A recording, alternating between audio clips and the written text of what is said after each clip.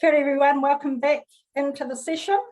Any key or burning questions that people want to share or clarify from that session from anyone, our AGs in the room? One moment, Raj, thanks. Yes, not a question so much, but I think we were discussing the need to have a specific email address for the club, which makes it easier where the communication comes, and the secretary and the president or even the treasurer could have access to that. And that way all the records are in one place in terms of correspondence. And it sort of ensures that there's a continuity, with the going forward as well. Okay, we've all taken that on board. Ellen, DG Ellen. Jeanette came up with a great idea for club secretaries and presidents. I would use different words from Jeanette, but have a record of your statement of purchase and achievement from year to year, so that the history of the club remains intact in one central location. Okay, so we've got two great ideas there, some centralisation of comms, because I'd have to say that some clubs, we seem to not get very good communication from the president and or the elect officers. As Kirsten said, we need them in Club Runner, and then we pull that group when we go out for communication. So Raj, if that's a great way to centralise information for specific clubs, let's get on to that coming into the 2022-23 year. But Club Runner is our go-to space. Yep. So if we start, that's where it should be in, whatever particular distribution you want done across your club. So Club Runner has to be the place to go right now. And great idea, Ellen. We've taken a note of that in regards to sharing. Anything else from anyone before we go into a break time and then back into foundation? Our group talked about thanks, Chris. Kia ora. Our group talked about where all your records are kept. So I know that some clubs use Dropbox, but you can use OneDrive and Google Drive. You can give your members access to some of those parts of those particular drives for them to check up on minutes. If you've got minutes kept, they can be stored there. Everyone has access to that, so that opens up the communication. They don't have to actually come to the meeting. They found that what COVID's done is it's actually brought clubs together a bit more, and a lot more people are better online. So there's another form of communication, and as we know, many of our clubs are mixing it up with Kānui ki te Kānui, well, face-to-face or online. And one of the clubs said that they're much better at using Club Runner. It's a lot better to be used, although we've got some questions for Simon in that later on about the transition from Club Runner to the other database that we're going to be using sometime in the future. Kia ora. Thank you, Chris. Great questions and great sharing. Anyone else I'd like to report back from our groups? Yes, Edith, I have something to share. Our members have discussed that we need to keep our Club Runner updated on membership, because we get billed on whatever numbers we have. One of the Rotary Club secretary, Margaret, is having challenges getting into Club Runner, so I will direct her to John to assist. And Erika mentioned something about the Club Runner app that we can actually put on our phones, download it on our phones, and so that it's easier to keep checking on Club Runner. So that's an important. And I don't have anything else to say. Thank you. Kia ora, Teresa, thank you. John Fothergill and Simon are our go-to for our Club Runner information. So we're spreading the love coming into 2022-23, and that's one area that we're going to have all over the place, as you'll see later on this afternoon when we have public image membership in ICT. Is there no other partai or sharing of information from our groups? Did you want to run the poll, Edith? I did want to run the poll. Thank you. Okay, getting your fingers ready, whānau. some instant feedback for us, all 29 of us on board this afternoon. Hit those buttons, same as last week. Around our secretary poll chair, we're going. We have got 0 up so far, so let's hit those buttons. Fantastic. More content, loving that. More time in breakout group.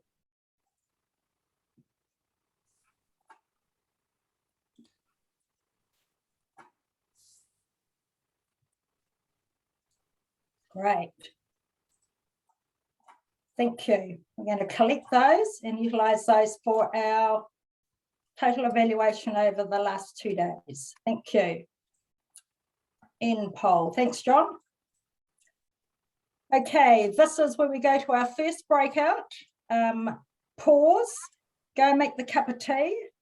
I already have. So get yourself well watered, move away from the screen, and we're coming back into the next session on foundation, which is always key to our getting grants and what we have to do, and more importantly, making sure our clubs are engaged in that process in regards to 22-23. And Jenny Herring is the outgoing chair of Foundation, and she will be ably supported in any conversation by the current DG, Steve Cheney, who is the incoming chair for Foundation. So have a break, whānau. Lovely having you here. Keep your screen mute screen off, but stay with us.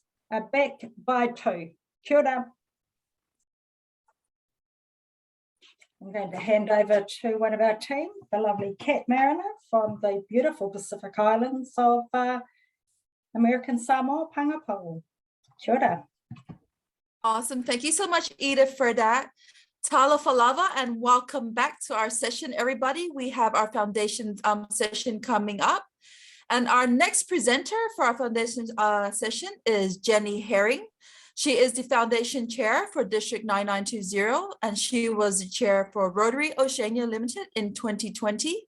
She was also the director of Rotary Down Under 2017 to 2023. She's also the District Foundation Chair for 2019 to 2022, and also the Vice Governor for our district in 2020 to 2021, and was also the Assistant Rotary Coordinator from 2016 to 2019. And Jenny was also the District Governor in 2015 to 2016. Everyone, please welcome Jenny Herring. Thank you, Katrina. It's great to be here today and to give you a brief snapshot of the foundation. The 2 points we're going to talk about today are basically annual giving and grants. So I'll just share my screen. Hopefully this will work. Can everyone see that? Yes, great. Okay. I'm just got to get it all teed up to go on the one slide. Okay, so the mission statement for the foundation is to enable Rotarians to advance world understanding, goodwill and peace through the improvement of health, the support of education and the alleviation of poverty. So that in a nutshell is what the foundation does. And the next slide we're going to go to is the goals for 2022-2023. And as can be seen, I presume everyone will get a copy of this PowerPoint. There are several ways that you can give to the foundation.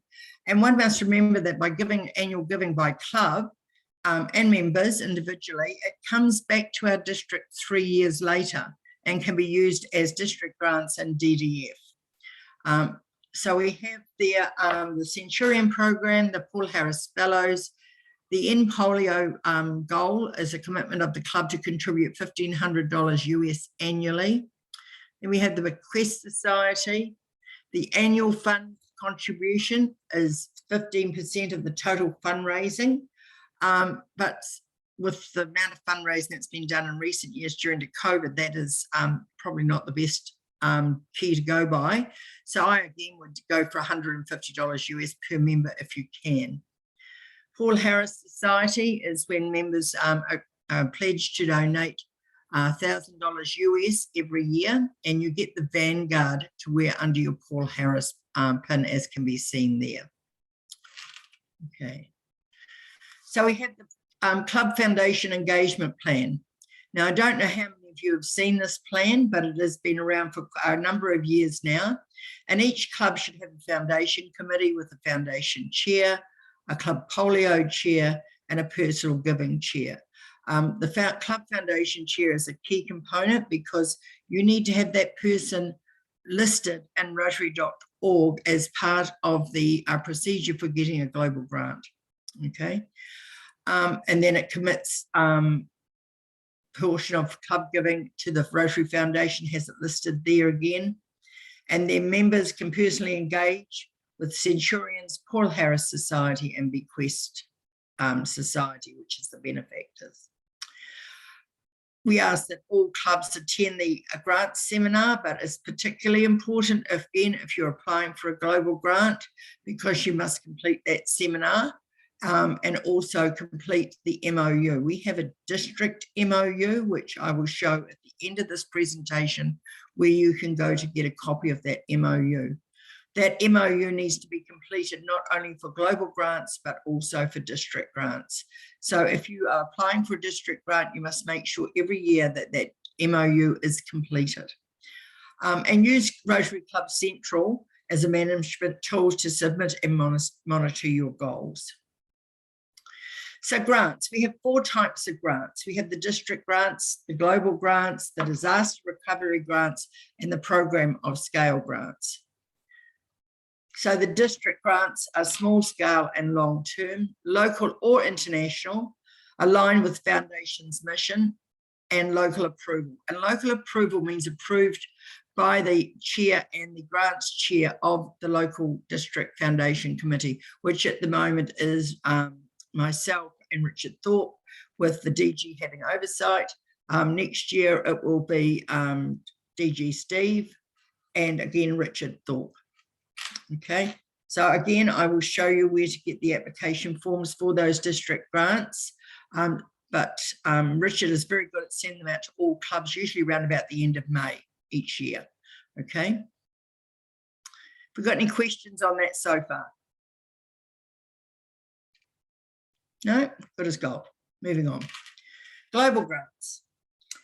Large 30K US plus, and they are long-term. They are sustainable, they are measurable, and they are aligned with our 7 areas of focus, which now include the environment as the 7th area. The World Fund Match, you must have an international partner, and they are with Rotary International approval as opposed to the district grants, which are local approval. Okay. Everyone clear so far? Excellent. For a global grant, you need to be able to be club qualified. Now, to be club qualified, you must complete the grants management seminar, which is on Rotary.org. If you say to me, I completed one last year, that's fine. You still have to go and complete it this year, but there is a revised one that you complete. It's a lot shorter and not the 9 modules. Okay, so you have to do just to recertify yourself. Okay, and then you have to sign the memorandum of understanding with the district. And again, I will show you where that document is. It is not the one that's on the Rotary.org website. We have one that is more personalised to our district. Okay, so to do a global grant, what must you do? Well, first of all, you find a project. You get a community assessment completed. Now, that can either be done by you on the ground when you are visiting somewhere overseas and you think this is a project that we can do and we can complete a community assessment while you're there. If there is a Rotary Club there, you can get them to complete the Rotary community assessment for the project that you're interested in. If there is no Rotary Club where you want to go and you've left and can't get back to do the community assessment, you can actually apply for funds from a district grant to go and do that community assessment, okay? But that is the first step. You must need to find out what the community needs and if they do need your project before you start the process. So you form a little committee and you start preparing the application. The application, which is in point 8, is actually online and you only need to answer the questions they ask you. Do not go into great detail at this stage, just answer the questions exactly what they ask you, okay? You need to have a host at an international club. So talk to the DRFC, which is the Rotary Foundation chair, only too willing to help, about getting some DDF, district designated funds from your district. And it's all you have to do is ask, usually, can I have some for this project? Usually goes before the committee and it gets approved. You can actually go to other districts and ask them for DDF as well. So we had a project a few years ago now in Kiribati, and we went and asked every district in New Zealand for DDF. And a majority, except with the exception of one, gave us $5,000 and the other one gave us $2,500. So that was a great start. But you can go to international districts if you know somebody overseas in another district and ask them for their DDF too. Our district does not have a lot of DDF. These other districts like in Japan, Korea, Taiwan, even some of the Australian districts have a lot of DDF, okay? And they've got to start getting rid of it. So, you know, think outside the square and go to other districts with your project proposal to see if they will support it for you. Okay, talk to clubs in your cluster and in the district, and even other districts if you know people in other district clubs in other districts. Raising the money, I find, is the easiest part of doing a global grant, okay? And in actual fact, writing the application is the hardest part of doing it. But in our district, we have people that can help you with, and Jeanette Drysdale from the International World Community Service is one person. She is what they call a DISC, a resource person, who can actually help you write those grants if you need some assistance to do that. So she's a very valuable resource within our district. Okay, any more questions on that so far? Bearing in mind, I can only see 6 people, okay? So if you've got any things, you need to put your hand up so I can see you're asking a question. Disaster recovery grant. So this has only been around a few years, but it's an emergency grants in times of disaster. $25,000 US, one per district per Rotary year. The only people that can apply for this grant are the district governor and the district Rotary Foundation chair. So a little while ago, we had clubs saying, oh, we're going to apply for a disaster grant. You have to either go to your district governor or your foundation chair with your disaster grant application for them to apply for it for you, okay? So it's not something a club can apply for. So example of causes were the Australian bushfires, the Australian floods, Cyclone Yasa in Fiji, Tongan tsunami, COVID, of course, and the Ukraine refugee crisis. So those are different things. You cannot get a disaster grant for COVID anymore, but you can get them for disasters as they happen in our district, okay? We cannot apply for a disaster grant for another district because somebody wanted to help with us. Tonga will apply for a disaster grant too. No, they couldn't do that. It was only our district that could do that, okay? So it is limited, and it's also limited to the funds they have available. So some Rotarians donate their money directly into this disaster recovery grant account, okay? But if there's no money in there when you apply for your grant, you will not get one. As happened with our Fijian one, the Yasa grant, we had to wait 6 months after we applied for it before it got granted because there was no money, okay? So just that, you know, that depends on the funds available, okay? Any more questions on that? Excellent. Programs of scale. This is probably one that you've not heard much about. So this is really, really big projects. It involves partners such as governments and other NGOs. Maximum is $2 million, one per Rotary year worldwide. And it will take you a couple of years to get this particular one done. I think the last one was given to Uganda on a water and sanitation project over there. But it is really, yeah, it's something a club probably in our district would not apply for, okay? Unless you've got something really big and have resources to actually get other partners involved, okay? So now I'd like to talk to you a little bit about polio. The update on polio as of today, there's now 5 cases worldwide. There is, I think, 4 in Pakistan and 1 in Mozambique. Okay, so we've gone up a little bit, but that's where we're at as at this particular today, hot off the press from this morning. We also have our polio transit event. It's going to be held on the 11th of November 2022.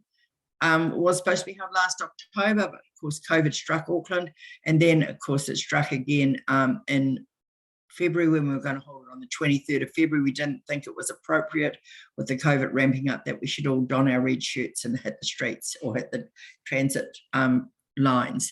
So it is scheduled for the 11th of November 2022. And just to let you know, there will be some material coming out on it for clubs to advise that they're going to be on the train stations. And the idea is that you can ride the train. The people who ride the train should be sponsored to ride the train or the ferry. There's ferries going as well. And clubs can opt to join the ferries. I believe Half Moon Bay Club is going to join the ferries. But be aware, if you're under 65 on the ferries, it'll cost you a lot of money. You've got to be over 65 on the ferries for it to be free. On the trains, again, we're hitting the train starting at 8:12. We meet about 7:30 at Britomart, and we'll be riding the trains all over Auckland for the whole day, which if we don't have any interruption, should take us about 10 to 12 hours. We have got, so clubs, when you've done your fundraising for polio, let us know what station you're going to be on. If you're wearing a red shirt, you can jump on the train and come with us. It doesn't cost you. You can get off a couple of stations down the road after you've had a bit of chat and a few photos and then come home again, or you can just stay on the train with the rest of us. You will get home free anyway. And it's a lot of fun. It's a lot of networking on the trains between all the riders. And last year we started off with 50 riders on the trains, and I think about 25 on the ferries. This year, we're also going to be in the sky because the End Polio campaign is also an awareness campaign, and there'll be a banner floating around the skies of Auckland, leaving Ardmore, going out east, over the shore, back down south, all the way to Pukekohe and back to Ardmore. So you'll be able to look out for that plane, take photos of it. We'll know when it'll be at certain places at certain times. That's all been sponsored by Century 21, Dasreet Dash, with a generous donation to cover all the costs of this year's event. So that's really quite different, quite exciting for this year. Hold on, I've got to see if I can get my arrow to work. Just a minute, please. For some reason, I can't get it to go down. Oh, there we go. So I'm the District Rotary Foundation Chair, DRFC, for 2019 to 2022. And next year, our current District Governor, Steve Cheney, takes over, and he'll go from 2022 to 2025. I will be the polio chair for our district next year. Okay. So I won't be too far away to give Steve a helping hand should he need it. One thing what you must all be aware of too, that Steve and I are available to give presentations at clubs on Foundation at any time. You just have to ask. Okay, it's always there for you to do. So here's the document and resources that I told you would be available. So the District Foundation documents, if you note that address down there, that is on Club Runner. And it will have the MOU. It will also have the club financial document as well, a district financial document as well there. And so you can download it for yourself. And it's also got the district grant application form. Okay. So those are documents that you can actually get yourself. The club qualification, that URL there will take you immediately to the club management seminar. And you need to do that. There's a few foundation courses that you can actually do through RI, and I encourage you all to do them just to learn a little bit more. Not everyone knows everything. I don't know everything. It keeps changing all the time. So you just need to be able to go there and upskill yourself and update yourself on the information that is available. Oh, that's about all I've got to say. Is there any questions? Very brief.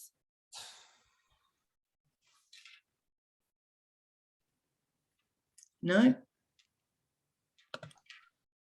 I've got a quick question, as not so serious one. Jenny, what's your favorite project that you've seen get approved? And yeah, so what has been your personal favorite?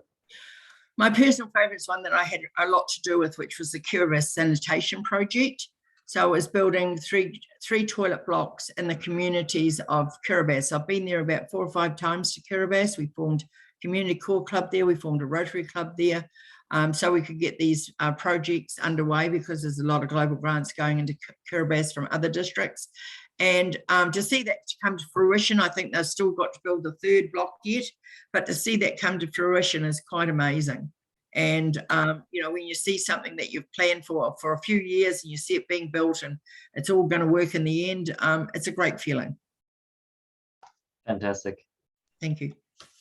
And it was shared on SPEED's 2022 in March this year. Ruth Cross, the president of Rotary Club of Tarawa, presented a great presentation on the impact that project has had on their local community.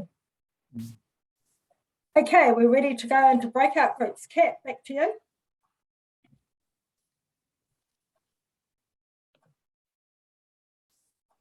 Can you hear me? Hi, everybody. Okay, we are going into breakout groups. Let's see.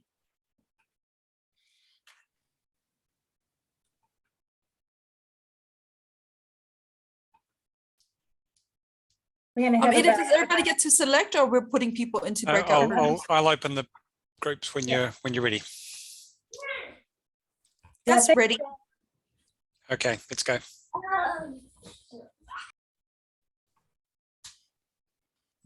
Well, hi, everybody, and welcome back. Hope you enjoyed the breakout rooms. We'd just like to hear from everybody and share on your experience with the foundation's application process, and how it was used for projects, and any issues that you encountered.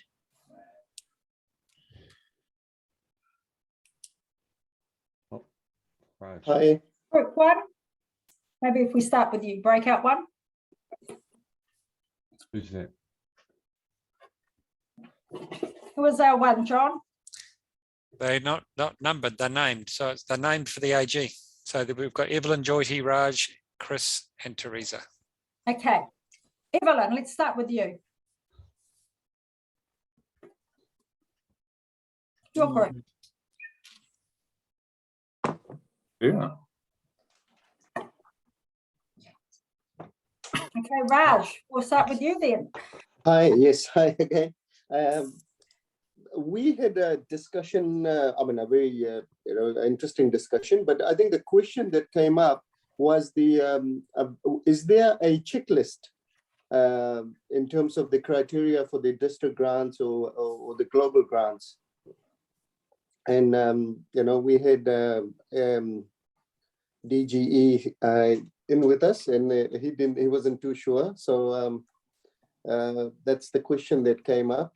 And we were wondering if not, then can a new can a checklist be put together? I don't think there's a checklist as such, except for when the district grants go out, Richard Thorpe tells you what you need to do with the form and the reporting that is required. Okay, so it's not a difficult thing to actually require a long checklist for. The global grant, pretty much what I listed there would be the checklist on what to do. But when you start applying for the grant, it's all there. Okay. Okay. As you go through each section, there's a number of sections, and that would be your checklist going for a global grant. Okay. So if you want to go and just have a look at a global grant application, you can do that by going to the foundation and the grant center of My Grant and start filling out one, or start looking at the different boxes, and it tells you what to do. But you do have to do the sorry. You do have to do the community assessment first. So I think there is a checklist. Probably if you go to grants management seminar, there'll be a checklist in there on what to do. But actually as a document, I don't think there is one. Okay. There is something available there. Yeah. Okay. Thank you. Okay, Raj, it's great. Jonty, anything from your group that came up? We had the pleasure of having DG Steve with us. We talked about different projects we're doing, and I talked about the dictionary project we are doing for Fiji. Actually, we are going back. A group is going in June, July to do another lot of dictionaries. So after lockdown for 2 years, 2019, we did last one. So now it's a group going, and it's a great project to actually go there and hand the books to the kids. So that's what we've been doing. And we've also, the dictionary we giving to the just last week to the students in Southern Cross School here, which we 85 dictionaries, and we actually hand it to the kids. It's a great project, if you know, very satisfying if any club wants to do that. It's a great project. Thanks, AG Jointy. Chris, your group. Things to share, messages. Kia ora. Yep. Kia ora. We had quite a big discussion. We found that in some of our clubs, there are some people that are in our clubs that are very, very experienced at foundation. And we believe that all your clubs should have someone that becomes experienced in that and stays in that role for a reasonable amount of time, because there is a lot of work to do when you are applying for a grant. So I know that there's lots of support out there for applying for grants. There's the Learning Centre, and of course, there's people that are experienced in various clubs. And it would be, if you're not sure, ask your AG or ask your neighbouring clubs or clustered clubs. Knowing how to engage in foundation, and we've just talked about that before. There was a mixture about what annual giving was, in terms of some of it's just the treasurer just gives it out. Sometimes it's done with some raised funds. It's variable from club to club. Paul Harris giving, not a lot of that done around that we had a look at. Global grants. We had a bit of a chat about global grants. One of our clubs said, why don't we look at doing a global grant in Auckland, and running something there, doing the community needs assessment first, finding out what the need is. The global grant could be around environment, and I know that with DG Steve, he's talking about Manukau Harbour, Waitemata Harbour, and our waterways. That could be one of the global grant areas that we talked about. But generally, everyone was quite up to it about what foundation was about, which is really great, good. Any names you'd like to share that you found in your group that would be great resources, other than our chairs that are in the space at the moment? Was there any names there, Chris? In terms of, oh no, Richard Thorpe's name came up quite a lot. Okay, well that's great. There's Richard one, yeah. Thorpe, Yeah, that's the person to go to. Yeah. Thank you. Evelyn, your group, anything from your group to share, please? I'm with Jyoti and DJ Steve as well. So Okay. Yeah, we have discussed already. Somehow you got into the wrong group. Thank you. Am I? We've got to watch those Auckland South people. Teresa, anything from your group? We had Jenny Herrings with us, so we managed to get a lot of things clarified. But Rotary Club of Suva East has a global grant with America, and which is still pending. And Rotary Club of Suva has some funds left over and a report that they need to fill out forms to send back to Jenny. And one of the most important one is on the model town, which had started a long time back with which involved Rotary clubs, and that has grown from 230 homes to, and they are on the verge of building another 105 homes. And we have a pleasure of taking DG Steve and Edith on Wednesday to visit Korepita. So we'll see you guys on Wednesday, tomorrow. And that was, yeah, Jenny's, we also found out that it's very important for our Rotary Foundation chairs to go on to the Learning Center so that they're aware of all the trainings. It's important that all the clubs promote that to their foundation chair. And Jenny also gave us an idea on how we can do a walk for polio on November 11th. So we'll get the clubs to work on that and see how we can raise funds. Thank you. Thank you, Teresa. Back to you, Kat, to wrap up our session into another break and then back for more. Well, fantastic. Thank you, everybody, from your breakout groups for sharing with us on the foundation. One thing that I did get from the breakout sessions was that for clubs that have not applied for any of the foundation grants and anything, you can always reach out to other clubs, like, for example, Papakura. There's quite a few people that have gone through the process and are very familiar that could help, or you can reach out to our foundation chair as well.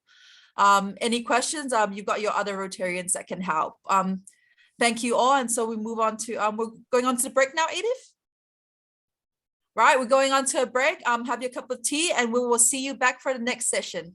Do we want the exit poll, Edith? Thank you. Oh, thank you, John. Yes, poll before we go. Thank you.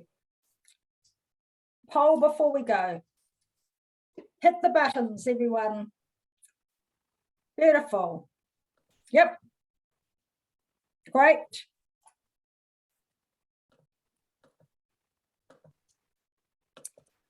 A little bit more content. Great. Hit that session, poll, submit. 86.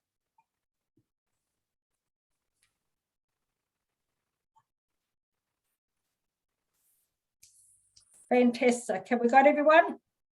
Once you've hit that submit button, off to a cup of tea. We'll see you back to sharing information around our fantastic district programs. Kia ora.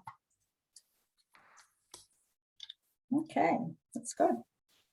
Thank you, Edith. I've got to travel now, so I'll be leaving you. Thanks very much, Jenny. Appreciate it as always. Bye all. Thank you, Jenny. Okay. Which is our information sharing across the district on programs that we are offering up for our members. So I'm now going to have the pleasure of handing over to Ariana from our committee to run the session with you and for you. Kia ora, Ariana. Kia ora, Edith. So thank you. So up first in our jam-packed information sharing session is going to be Jeanette Drysdale. She's with Rotary New Zealand World Community Service, and I'll let her take the stage.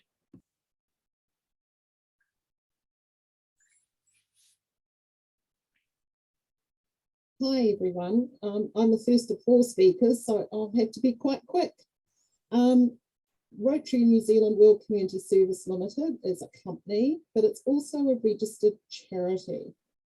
And the unique thing about this organisation is that we can share information across all Rotary clubs right across New Zealand. So next slide.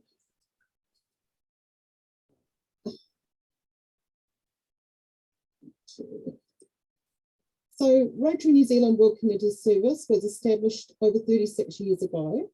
We have board members from all the Rotary districts, and Alan Smith is the board member from our district. They have a list of projects on their website. So if you don't have a project and you would like to contribute to a project, do look at their list, and you might want to put some funds into it, or you may have a project and looking for partners or funding. So if you need that service, then just let us know. They're also great at responding to disasters. So if you look at what happened in Tonga with the tsunami, there were donations made from Rotary clubs and Rotarians, and also members of the public to Rotary New Zealand World Community Service. And in times of disaster, sometimes the most important way to help clubs in the Pacific is to send them some money, and then they can use that to buy resources locally. And in this case, they provided money for the local Rotary Club to go out and buy mobile phones so that they could give them to people to communicate with each other, because that was a big deal. They could communicate within the country, even if they couldn't communicate with us.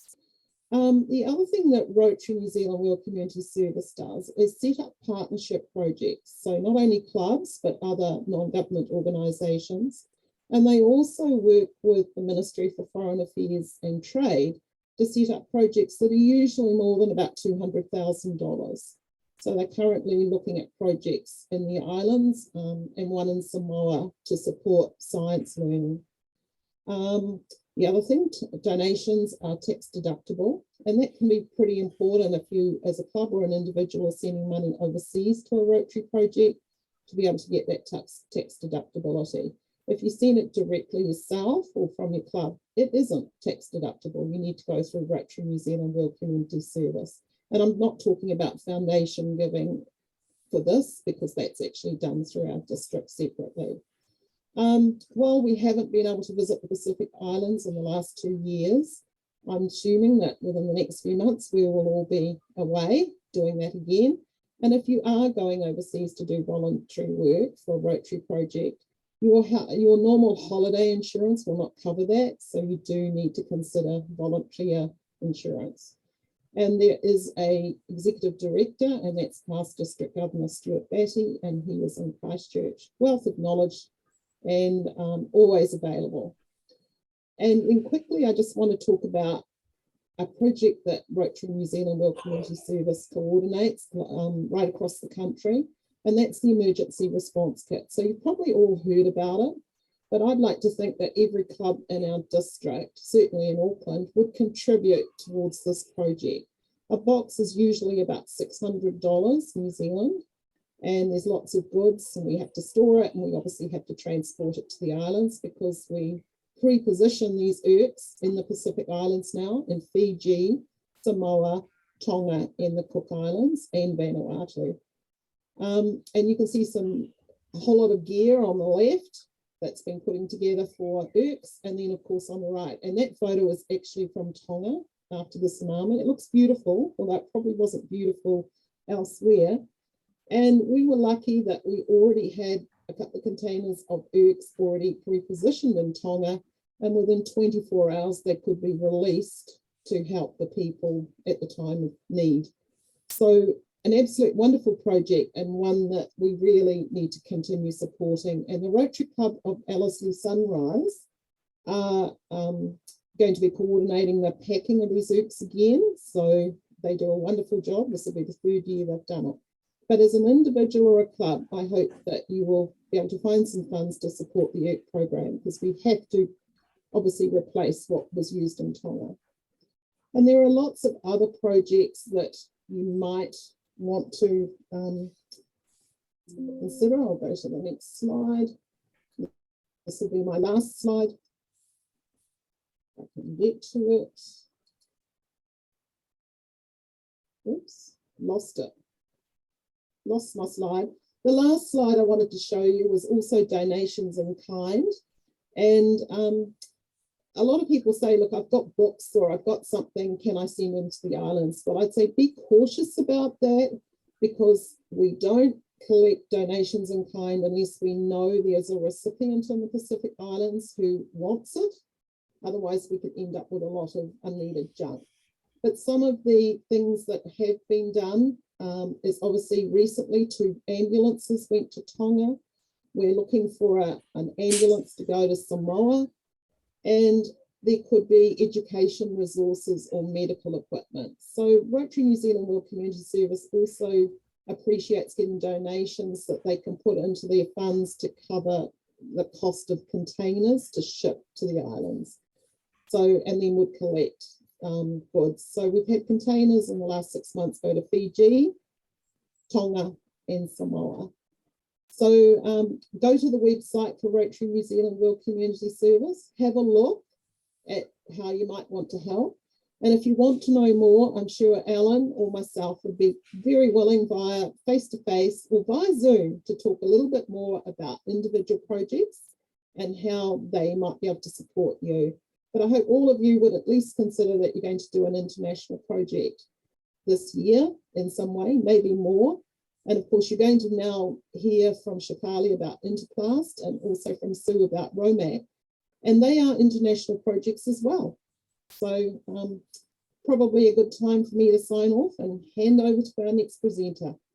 And if you've got any questions, I guess we'll keep them till the end, just in the interest of time. Well, thank you very much, Jeanette. And up next, we've got Sue Smith talking about ROMAC. Yeah, hello everybody. I'm the operations manager for ROMAC in New Zealand, and I'm just going to share my screen now. So that should have come up on your screens now. Okay, so ROMAC is a Rotary charity, and ROMAC stands for Rotary Oceania Medical Aid for Children. You can't use the next slide. Oh, here we go. So ROMAC was established in New Zealand in 2004, but has been around for 30 years altogether. So we're looking at changing lives and making a difference in Micronesia, Melanesia, and Polynesia. So these are the, as you can see, these are the countries where we bring some of the children into New Zealand. And when you look at this slide, these red, orange, and green areas are in Australia. And you can see that New Zealand by far created the majority of opportunities for children to come into New Zealand. The Rotary family has been so important for us, and these are the clubs over the years that have sponsored some of our children coming into New Zealand. So where am I? This is me. So I'm the operations manager. This is Barbara, and Barbara is the Rotary liaison. A number of you might have met her. Dennis Parton, who was our chair of ROMAC New Zealand, who's now handed on to Peter Garnett. So we have been very busy. This is Starship. This is Families in Starship. And just a quick role, just telling you what roles we do. So as the ops manager, my job is to get the children into New Zealand. So passports, visas, tickets, even down to arranging liaison in the different islands to meet the families at the airport and to help them come to New Zealand. Barbara is our Rotary liaison, and Barbara's role is meet the child at the airport, work with them all the way through the hospital situation with the Rotary families, and then get them to the plane to go home. Probably the most important role, getting them home. We also have a financial manager, and his role, of course, is to collect money and to pay bills as well. So this young man here, Kevin, he had this massive tumour. I'll talk about him in a later slide, and his costs were very, very high. This little one here was a heart patient, and her costs were very low because she was in and out of New Zealand quite fast. Our biggest costs, of course, are the Starship and the hospital costs. So as volunteers, we take no payment. So any funding raised for ROMAC is only for the children. So nearly 100%, there's a board meeting where airfares are paid, but nearly 100% of all the funds raised for ROMAC are back into bringing children. We have no offices. So if you want to get hold of us, you have to call us on the phone. So this next slide, as I said, this is Kevin Tavere, and he was hosted by Wayne and Sharon Brewer. He had a tumour that was all the way through here and right down into his throat, preventing him from seeing, hearing, speaking, swallowing. It was not a malignant tumour, it was very benign. It is quite common in Papua New Guinea. He had several major surgeries and radiotherapy. And has succeeded incredibly well, to the extent that Remuera Rotary are sponsoring him to stay in New Zealand for his education, as his goal is to be a doctor to return to Papua New Guinea to help his family and to help other children like him. This is a number of children from Timor-Leste. With some of the volunteers. You might recognise Peter Garnett there. These children are leaving to go back home again, having had their surgeries and they're ready to go back home and have a far more normal integrated life into the community. There are also a couple of students here, and they are from Auckland University. They're Timor-Leste students, and they were a great help with the translations. This little guy, Jeff, is incredibly lucky to be alive. He was on the plane to New Zealand as a tiny baby, and 40 minutes out from the airport, his heart stopped. So he was traveling with a doctor and a nurse, and they managed to keep him alive long enough to get into an ambulance straight through to Starship, where he had almost immediate surgery. And this is little Jeff now, who is doing amazingly well. And he will go on to make a meaningful contribution in his own world, and he will not have any further issues with his heart. So this is Jasmina, who had more heart surgery, and he's playing with Jasmine, who is the wife of the D9910 1920 District Governor, Ian Kiernan, and some of you will know him.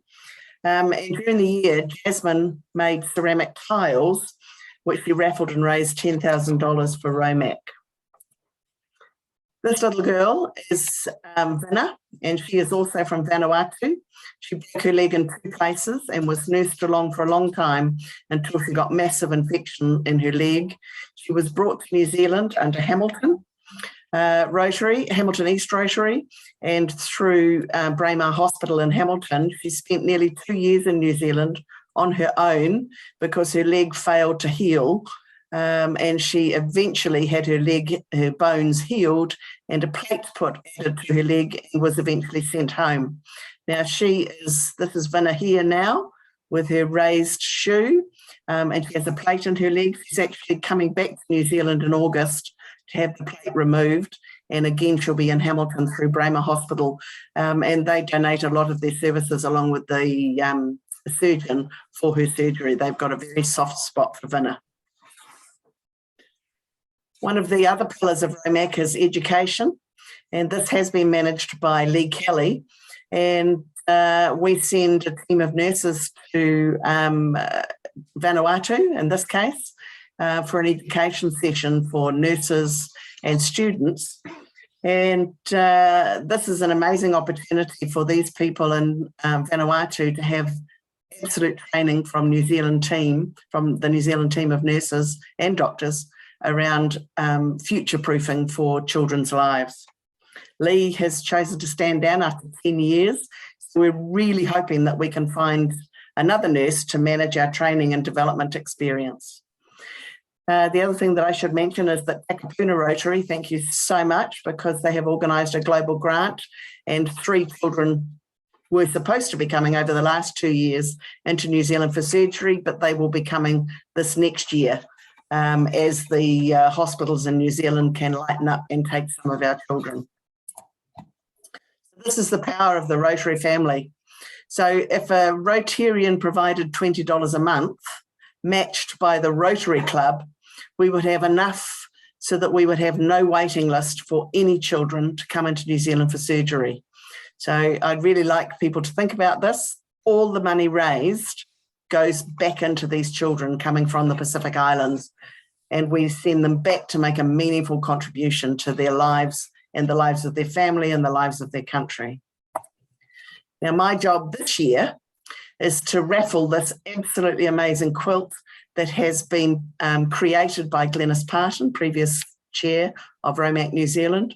And I am loving the fact that with Alan, I'll be able to come into your clubs, I'll be able to bring this quilt, talk about Romac a little bit, and hopefully sell some tickets so that some wonderful person can win this quilt.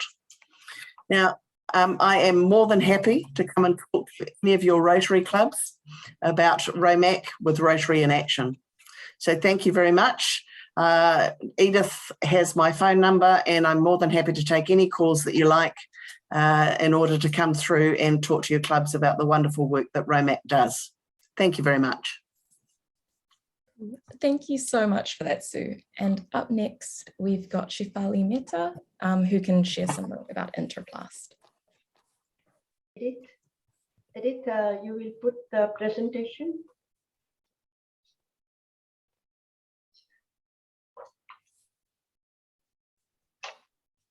Good afternoon, everyone. I'm the Interplus Chair for District 9920, and it is my pleasure to share the success stories of Interplus with you. The second slide, please.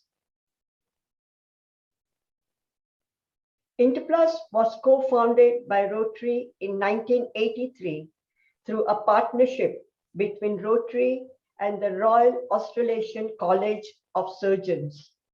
Rotary clubs and districts are still key contributors to Interplus work. What does Interplus do? Volunteer surgeons, anesthetists, and nurses provide free plastic and reconstructive surgeries to patients across the Asia Pacific who otherwise could not access desperately needed care due to poverty or lack of health and infrastructure. Volunteer physiotherapists, speech therapists, and occupational therapists provide post-surgical rehabilitation. Interplus volunteer train and mentor their colleagues to increase their skills and capabilities in 17 countries across the Asia Pacific region and several locations within each country. This is Roxanne from Solomon Island. New Zealand volunteer surgeon Dr. Jacques Moaveni repaired a severe cleft lip and built him a nose with bone graft from his rib. As you can see, the transformation is remarkable. Before the surgery, Roxanne was shunned by other children, struggled to eat and talk. Vanessa from Laos was badly burned as a young child. She has had 4 Interplus surgeries to repair her burns. Before the surgeries, her neck and shoulder were fused together. The transformation of these patients have opened up a new future and social inclusion. What Interplus did during COVID? Interplus volunteers delivered remote training to nurses in the Pacific. 90,000 hours of professional development were viewed online in 30 countries. Medical supplies were sent to hospitals across the Asia Pacific, and patient surgeries were funded by Interplus. So you can see that the immediate focus of our work changed, but our mission has not. Next. District 992 was supporting Interplus since 2018. District 992 has raised nearly 50,000, and to be exact, 53,000. Part funded a surgical program visit to Tonga in 2019. The total of 64 patients were consulted and 41 surgeries performed. Age group was from 1 to 45 years. Fully funded allied health training program, Tarawa Kiribati. This program was due to take place in May 2020 and postponed due to COVID pandemic. The program is to provide mentoring and training of allied health professionals such as physiotherapists and occupational therapists. Once the border reopens, this program will take place. Provide surgeries for 15 patients in Tonga. Our latest fundraising project has raised 15,750 to pay for 10 children and 5 adults to have surgery in Tonga.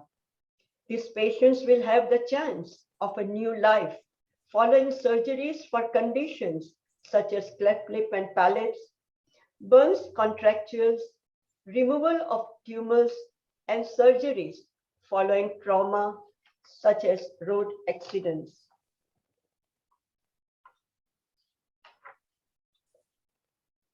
How can you help? When you are looking for international and vocational projects to support, remember that Interplus has long-term relationships and commitments with countries it works with. Interplus is such a great cause. As a club, use this great story to engage with potential new member. Interplus resources are on the screen. Thank you for your interest and looking forward to your ongoing support. Questions? Oh, I think we'll have questions after our next speaker so that they can all go together. Thank you. And up next, we've got Dennis Millard, who's going to share about Trees for Survival. So I'll hand it over to you, Dennis. Good afternoon, everyone, and thank you very much for the invitation to speak to you this afternoon. We move from helping people to helping the environment. And I guess we should start with what is Trees for Survival. So Trees for Survival Trust is all about environmental restoration. And we do that by giving school children in schools 1,000 native seedlings. They grow them over the season to fully grown plants, and then they plant them out in environmentally damaged areas. So just a few stats to start off with. We've got 192 schools in the program at the moment. They'll be planting this winter 120,000 plants in around about 117 locations. And overall, we've planted 2 million plants, over 2 million plants since we started. And there's currently around 34 Rotary clubs actively involved with Trees for Survival. So to give you an idea of how your club can join in with the Trees for Survival, I've just got a few slides here, which I'm going to share with you now. And there we go. So what's Trees for Survival all about? Well, let's start with the action. There we are.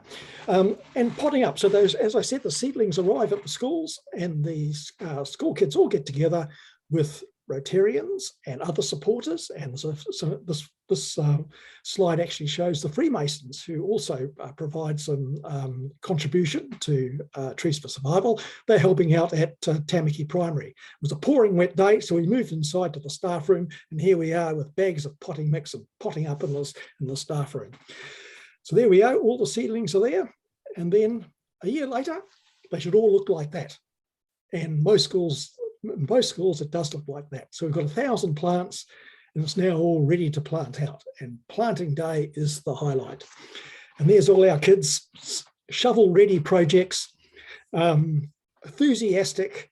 They're along streams and creeks and erosion-prone land and planting them. And this is where we encourage our sponsors, our Rotary Club supporters, all to get involved and help these kids. It's not a public planting day.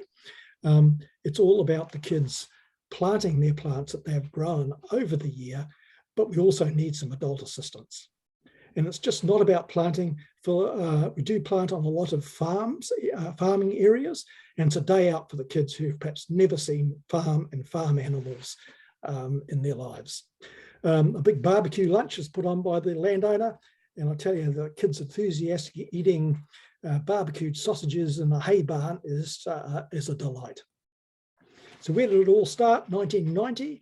Amazingly, the Paul Costa, who was the president of Rotary International, had a theme of preserve planet Earth. And it was Noel Holyoke, the DG at the time of Rotary Club of Pakuranga, picked that up and said, let's create Trees for Survival. And Noel is still with us and attends our trustee meetings. And our current chair is Bill Boyd, past Rotary International president. We fast forward, would you believe, 32 years, and now the environment has become a new area of focus. So what we're offering Rotary clubs is, here's a ready-made project to get involved if you want to get into an environmental project. You support your local school, and it's an activity. Planting native plants is a doing activity. It's intergenerational. It's something that you could invite new members or prospects along with you to show how Rotary helps the environment and the school children. It's also an easy way to connect to your local school to bring in other Rotary programs. Everybody loves a planting day, I can assure you. And this is what you'll be doing. Now there's a stream on some farmland on the left-hand side there. It's a stream which is environmental damage, the stock walking through it, and the children over successive years, over the 5 years there, have planted on that same site. And this is the sort of transformation that you're getting. Where at this particular site, we're connecting native plants to the native bush that you can see further up the valley. So I guess I could leave you with this. Could you start a carbon neutral footprint for your club by planting with Trees for Survival? Now, what would it cost to actually join the program? Look, very keen to receive any level of donation. It costs us around about $4,000 to costs us about $4,000 to run a school per annum. We do not expect the clubs to raise $4,000. Many clubs provide us with something in the area in the order of $600 to $1,000, but any contribution is great. I currently have a $600,000 operating budget. It's a big program. It's run professionally. We've had to take it out really of the purely voluntary sort of nature that it has been. And I must admit that the trust has had a few wobbles over the past, but now we are fully funded, professionally run, and doing a great job there, planting out, as I said, around about 120,000 plants with the 192 schools. So most of our funding comes from the business community. That's most of my job. But also I just had a thought I should be approaching the foundation and the District Global Grants Committee. I think there might be some funding there for us. So think about your carbon footprint and think about planting native trees. Thanks for your time. Thank you very much, Dennis. And now I'm going to open the floor up for any questions from the audience for Jeanette, Sue, Shefali, or Dennis around Rotary New Zealand World Community Service, ROMAC, Interplast, or Trees for Survival.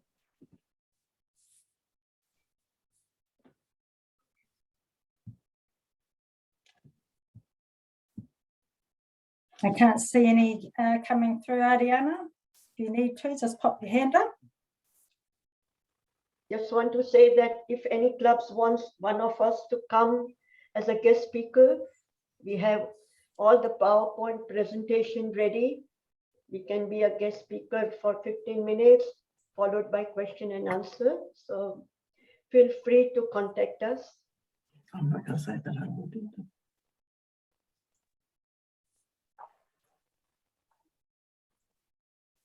I think we're good to go on. Ariana. Cool. So we'll move on to the second part of our information sharing. And I'm going to kick that off with our diversity, equity, and inclusion session by Tanya Thomas. She's an apology today, and we're going to hand over, as we do, in District 9920 to DGE Ellen Smith. Kia ora. Kia ora, Edith and Ariana. Thank you very much for your introduction. Just before I go to the slideshow, I wanted to let you know a little about me. I'm a first generation New Zealander. I have no European roots in New Zealand other than my immediate family.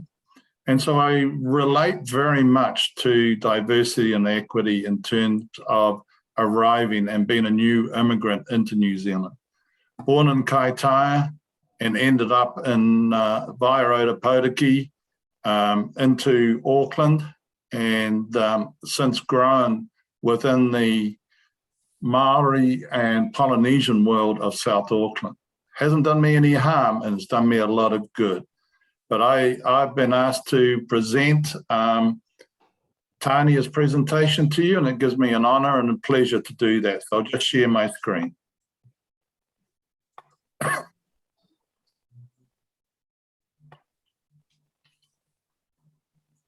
Hopefully that's okay for you guys to see. Cool. Yeah, we've got it good. Thanks, Ariana. Okay, why isn't that working?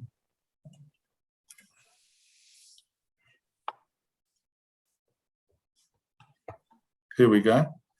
So diversity, equity, and inclusion, they get some mixed up at times.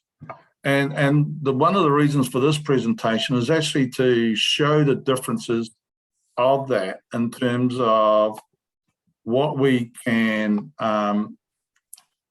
create and show how it works.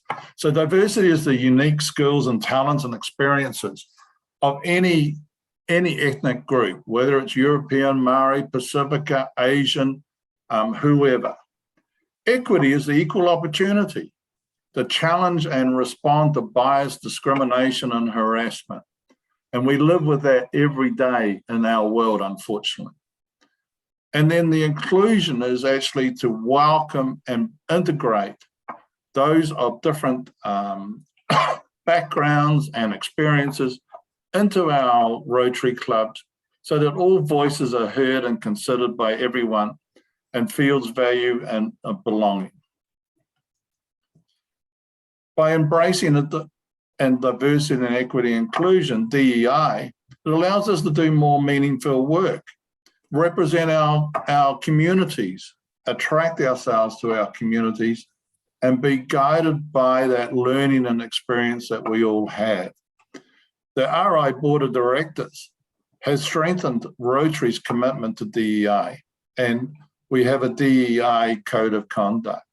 It asks us to use respectful language, be supportive, foster a welcoming and inclusive environment, and celebrate diversity. And I must say that diversity is not about gender or race. It can cover many areas of differences within our community, whether that is sexuality, whether that is groupings of humans deciding to mix differently. It's celebrating that diversity to bring them through. So all Rotary leaders, from club presidents, district governors, directors, are expected to apply the DEI code of conduct and proactively embrace and be more diverse. Here's a graphic example. I quite like it. Equality versus equity. You can see poor old chap there not being able to stand over the fence, and then all of a sudden he can see there. Again, another area or an example with a jigsaw. Diversity, you have all these different pieces of our community doing different things. And then all of a sudden they come together and you see a more powerful picture. To be able to work together in collaboration. They may not be Rotary members, but they might be volunteers to do a project together with Rotary members in order to make a difference. We must take it seriously. Rotary is stronger when we embrace the diversity found in our clubs and our communities. We're more effective when we offer a valuable, inclusive experience. To grow Rotary, become more dynamic, we must take DEI more seriously. And with your support, we should be doing that. And in fact, we are doing that in some clubs. So it's just a quick overview, brief overview to bring this highlighted to you and able to share with the importance that this is from Jennifer Jones as the incoming Rotary president, right through the organisation. And when you look at the overseas experiences in places like Tanzania and places within Europe and South America, that the communities of how we approach and how we see our communities is so important to our initiatives to develop Rotary in a different way within our communities. I just challenge you to think about this. We are not an all-white male supreme organisation. We're an organisation of many communities, and as can be seen on the screen today, that all give to Rotary in valuable different means and different ways. Thanks for listening to me. Thank you, Alan. And does anyone have any questions on DEI? You can use the chat function, or you can use the reactions button to raise your hand.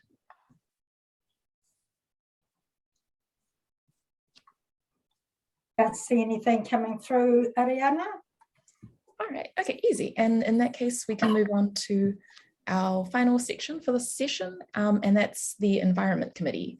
where co-chairs David Bradshaw and Steve Lyons will share a short presentation.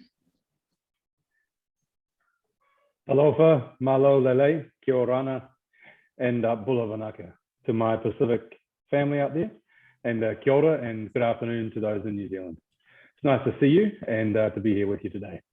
My name is Stephen Lyon and I co-chair the Environment Committee alongside David Bradshaw. I'm the current president of the Rotary Club of Rarotonga and finish up that role soon, obviously, and have moved to New Zealand for about the next year. So I'm local if anyone would like to catch up. Firstly, I'd just like to acknowledge on behalf of the Pacific the outstanding work that ROMAC and the other health project does. Interplast, that is outstanding work, and the impact is greatly appreciated by our community. I think if there was no other focus, this work in the Pacific is absolutely necessary and valued, and there couldn't be more that I could say than helping kids for their health so they can get a chance ahead. The Pacific simply doesn't have the resources to take care of these kids the way that Rotary is offering and helping. So thank you very much for that. Regarding the environment, I'm going to bring up a presentation, but first I'll just give some background about myself. I'm an environmental and marine scientist, and in the Pacific and in the Cook Islands, I have a couple of businesses. My main business is a scuba diving business, so I'm in the environment frequently. And I also run a conservation NGO called the Pacific Islands Conservation Initiative. We've worked on a number of projects across things like turtle research and conservation, shark conservation, conservation education, and waste management projects. So, so grassroots projects in the Pacific, mostly focused in the Cook Islands. As I said, I'm back in New Zealand now for a little while. So I'm just going to share my screen and bring up a presentation that we have. It was closed, so just give me a second and I'll open it up.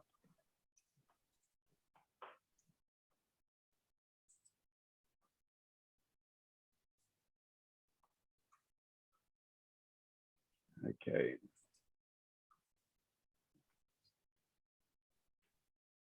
Now, is that screen sharing for everybody? Oh, here we go. Not yet. Okay, yeah, but all good. No, there we go. Okay, excellent. All right, so our committee is made up of 6 people. I just need to work out how I can move through. Here we go. How I can move through the slides. We've got our co-chairs, myself and David. And our members are Summer Hassan, Elise Mawick, Gary Key, and Alex Herring. Gary is a key representative from Trees for Survival, and you've already heard a lot about that. So I won't speak too much about that, but of course that is one of the key projects that underpins a lot of Rotary environmental work through clubs at the present time. Now, everyone will be aware that the environment is a new pillar for Rotary. Rotary International placing it as one of our key pillars, and it's really nice to see actually the district putting together this committee to help focus projects into this area. So our initial steps are really to get organised and start to become a resource for clubs. But first of all, to support and facilitate clubs to develop environmental activities. We hope to share ideas across clubs and maybe help clubs work in clusters to realise environmental projects and outcomes. Some clubs will already have a strong link to environmental projects because, of course, New Zealand is a place where we have a strong connection to our environment, and Trees for Survival and other such projects have been going on for some time. But there might be other clubs out there who find they don't have any active projects in this area and would like to learn from existing clubs or existing projects in clubs, or even get some advice from the Environment Subcommittee or the Environment Committee, and that's where we are here to help out. Excuse me. Within the Pacific, though, we also have a focus on what impact we can have into the Pacific. And at a district meeting recently where we heard from the Tongan Prime Minister, there was a direct request for assistance to help alleviate the problem of plastic bottles. Now, the Pacific has a raft of environmental issues, but they are actually quite different than those that we have here in New Zealand. The Pacific has got quite a lot of pristine environment and less population-based pressure than what our urban environments have, certainly less pressure from deforestation and farming that we have in New Zealand. But what they don't have in the Pacific is infrastructure to deal with the human impacts. And by infrastructure, I mean things like waste management, both solid waste and liquid waste, and even the capability to monitor the impacts of some of those activities. So in Tonga, the specific request was that they wanted assistance to manage the plastic bottles that have been accumulating in their environment. And after the tsunami generated from the volcanic event recently, the response sent up plane loads of plastic water bottles, obviously full of water, and required to give immediate relief to people that didn't have potable water. But the problem with that is that it has all turned into a mountain of plastic waste that the country can't deal with. So we're looking right now at a project to put a compactor and a baler up there and provide a process for returning that waste to New Zealand for recycling. We're at the early stages of this, and it's a key part of the work of our committee. But this is one of the Pacific focuses we're looking at. And if this works as a potential pathway, we may look to help other clubs in the Pacific duplicate that work. So this is something to look out for. If any of your clubs are looking to assist the Pacific with their environmental projects, environmental management. In Auckland, we're still at the early stages of brainstorming out what we might do. But as I said, Trees for Survival is a key project already running, has a framework in place, and is able to be implemented immediately by clubs that don't have anything going on right now. So that would be good to see that occur. As we move forward, though, we'd hope to get a more diversity of projects across our district. And one of the elements that we would like to bring in as a committee is to run a survey of all the clubs at the moment to see what they're all doing. And of course, that will feed that back in and make that available to all the clubs so we can start to information share across the district and start to get some cross-pollination of ideas and projects so that we can start to incorporate more environmental projects as fundamental projects within our clubs. Likewise, connecting clubs with speakers that have an environmental nature to them and other types of things, maybe providing opportunities for fundraising as well, activities that clubs can fundraise for. All right, so the next key element that I'd like to talk about is the need to develop the communications channels. In one aspect, developing the project is great, that's awesome, it has a good impact, but we need to tell those stories. We need to get out and communicate those. And this is a message from the incoming DG. We want these stories told. So what we're going to be looking at as we go forward is how we develop environmentally focused communications through things like social media, through videos and podcasts, direct to club communications, and of course, access to other media and sharing, whatever might be out there, traditional print media and that sort of thing. So if there is anybody out there that has some interest or expertise in this and a focus on the environment, we'd be happy to work with you. Likewise, any clubs that have got work happening at the moment in the environmental sphere and would like help building communications around that so we can tell those stories, we'll be more than happy to work with you to get those stories told. So we want your stories. Essentially, please tell us what the clubs are doing. Any current activities that help our environment, we'd like to hear about. We'd like to hear ideas for environmental projects from your club or from organizations that have approached you or that you might be aware of. We'd also like to know what resources and information you need to develop these sort of projects and to put together the environment as one of the strings in your bow when it comes to the project outputs of your club. And of course, we'd also like to know a contact person within each club that has an interest or focus on driving this environmental project base for your club. So here is a slide that we've shown previously on the Trees for Survival, and it talks a little bit about through some of the work they do. They're a collection of clubs work together to assist with the Motuhi Island Restoration Trust, where they're doing planting and pest control. and working with 5 schools around that, raising those trees up and putting them out into the environment there. A worthwhile project, and like our friend from Tree Survival said, look, everyone loves getting out and planting trees. It's really good fun. It's good exercise. We all enjoy that, and it's great working across the age groups, working with kids and right through, and seeing all the enthusiasm and having a nice cup of tea at the end and seeing these projects progress. Of course, these are projects for life. I've been involved in environmental restoration for over 30 years since I was at university. And when we see the results of these things, for example, Tiritiri Matangi Island and others, where they started out as rows of native seedlings being planted, looked very strange and weird, and we even got criticized for planting in rows. When they grow to what they are now, as fully fledged, forests with native birds and pest control occurring, it's just wonderful. So we see these progress right through our lifetime. All right, so if you would like to contact us to be proactive and bring forward any of the thoughts or ideas you've got, or to introduce your environmental focal point, contact David or myself.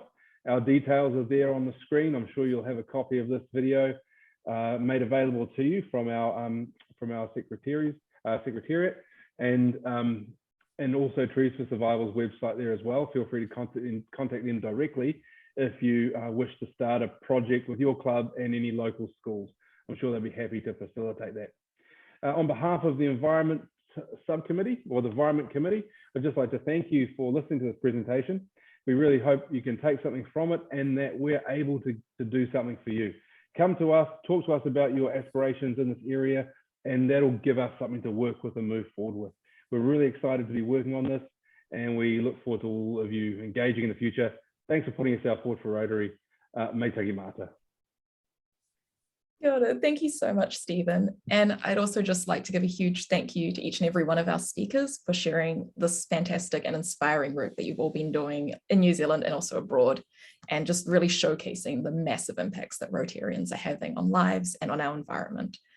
It's been inspirational, and I think after this we can all be well informed on how we can support these amazing projects and efforts and share the word within our clubs.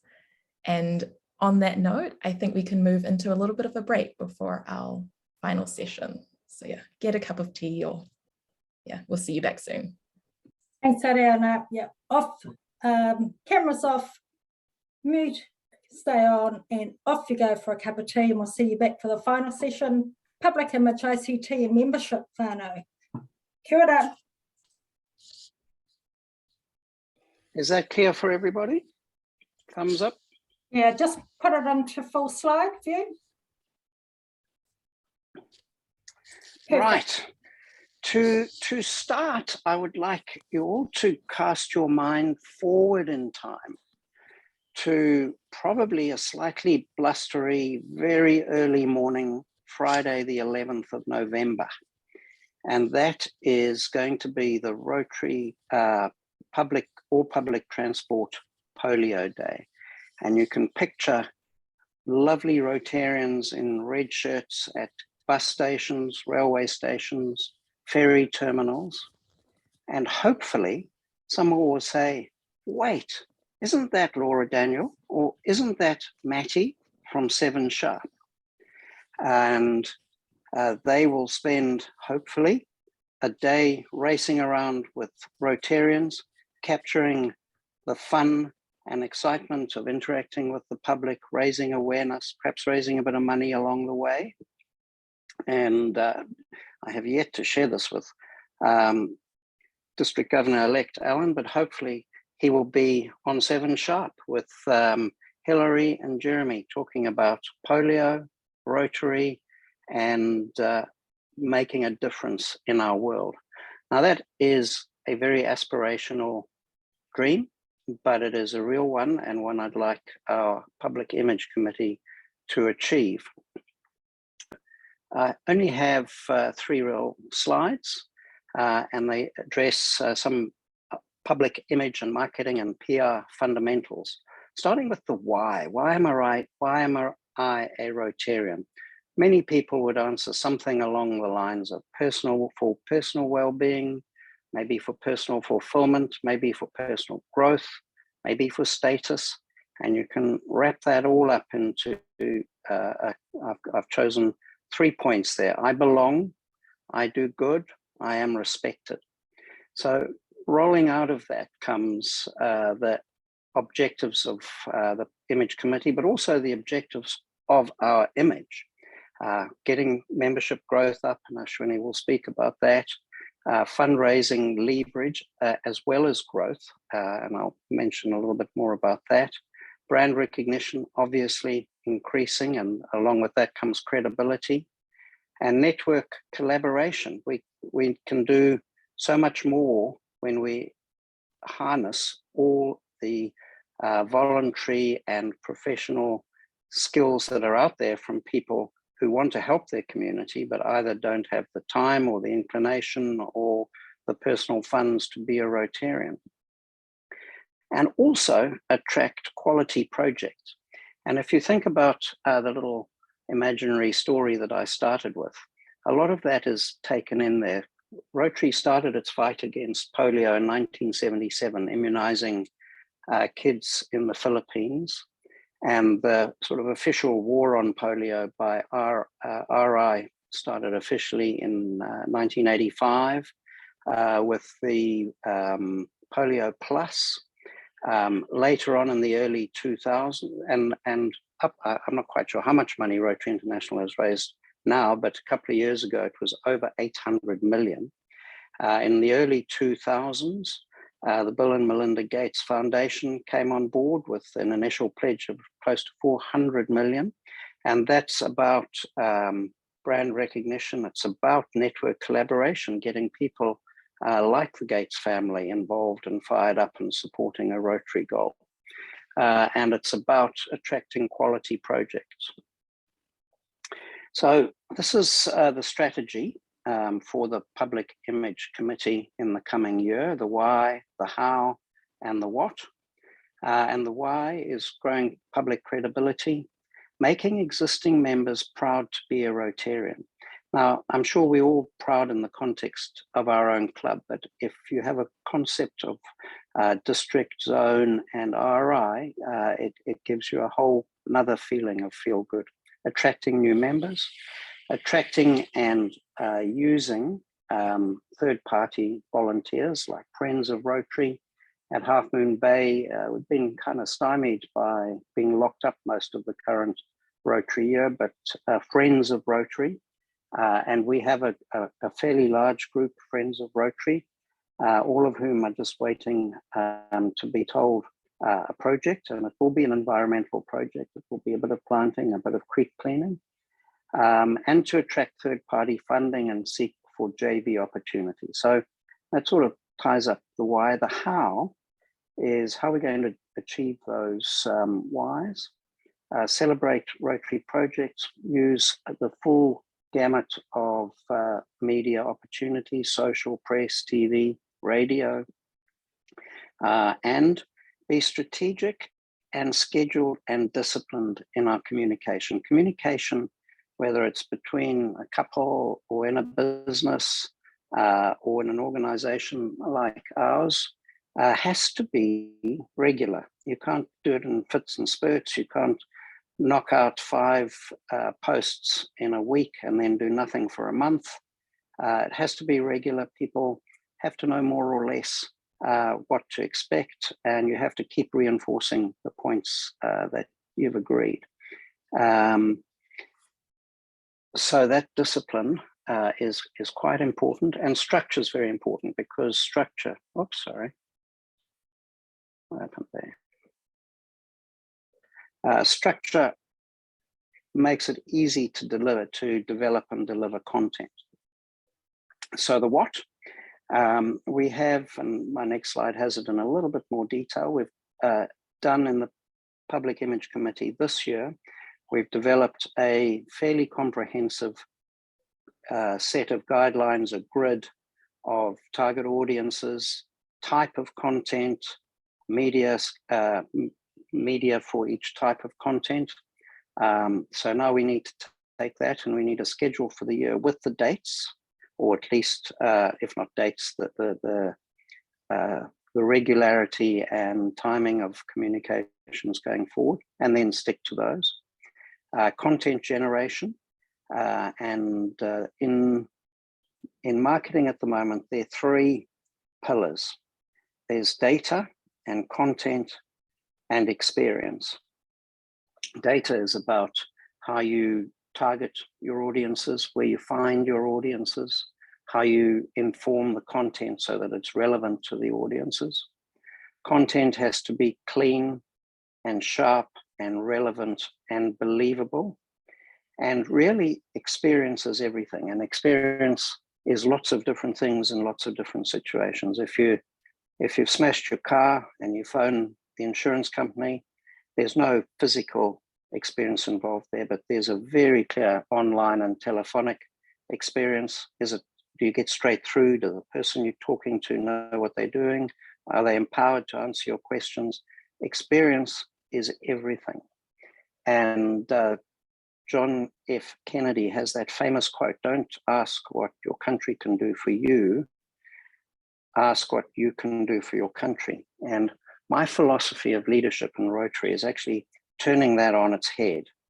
And leaders shouldn't be thinking, what can the membership do for Rotary, or do for the community, or do for this, or do for that? I think Rotary leadership should be asking the question, what can I do for the members? Because a successful Rotary depends on every member loving Rotary, which is a series of very positive experiences. Every time one of our members goes home from a meeting, they should be climbing into their car or onto their bicycle and thinking, oh my gosh, that was the best hour I have spent this week. I am so happy to be a Rotarian. So building a good experience for Rotarians comes down to the meetings. They need to be exciting. They need to have good speakers. They need to do proper stuff. And I've found in the last couple of years that our members, in terms of service, and we have lovely fundraising projects, 2 great fundraising projects, and we give a lot of money to charity. But what really gets people going, and an earlier speaker mentioned it, would be things like Trees for Survival, where we go out and we plant things and we clean things and we do things with our own hands. There's a Rotary Club of Half Moon Bay in California, with which we have a joint meeting every 6 months or so by Zoom. And all their projects are very hands-on. They take care packages to new teachers in the district, and they look after homeless people. There's great power in that. So I think that when we talk about public image, we must have a really good image to show the public. That means what we're saying must actually happen. It must be real, and people must connect with it both inside and outside of Rotary. And that's by giving all our members fantastic experiences. Then making the Polio Plus Day the centerpiece, and I'm starting to track down a path into the powers that be in 7 Sharp.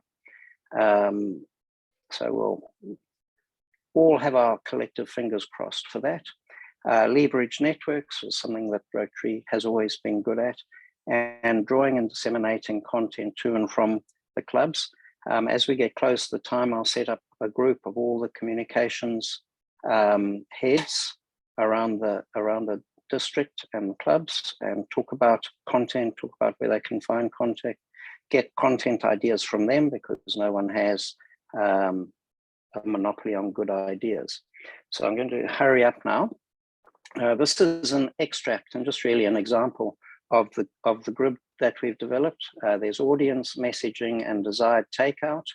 The target markets that the grid is built around is existing Rotarians, prospects for membership in Rotary, prospective donors that don't fall into either of those categories, prospective volunteers that don't, i.e. Friends of Rotary or Howick Volunteer Army that we have, and then business, government, and local players. And again, to come back to Polio Plus, after the Gateses came on board, or maybe before the Gateses came on board, the World Health Organization came on board with Gavi. So that's how we build networks, and that's a global level, but we can do it just as well at the Rotary level, local club level.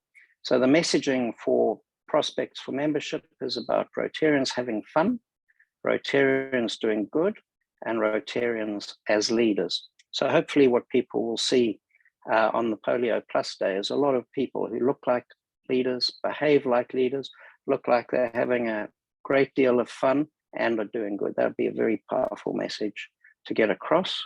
And what do we want? The desired takeout. So this is how people who get the content, how do we want them to react? What do we want them to do after they've read our content? We want them to think, oh my gosh, that looks and sounds awesome. How do I sign? Where do I sign? Give me the piece of paper.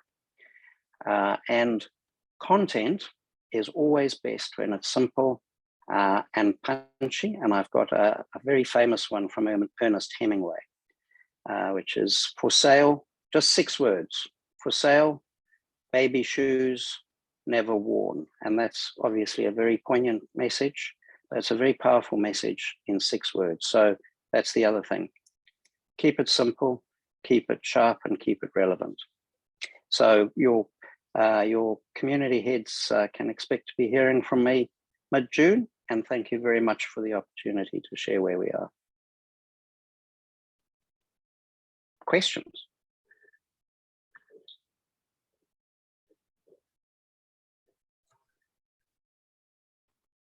Everybody there? Just checking on people and questions for you, Charles. Doesn't seem like any at present. Thank you. Back over to Erica.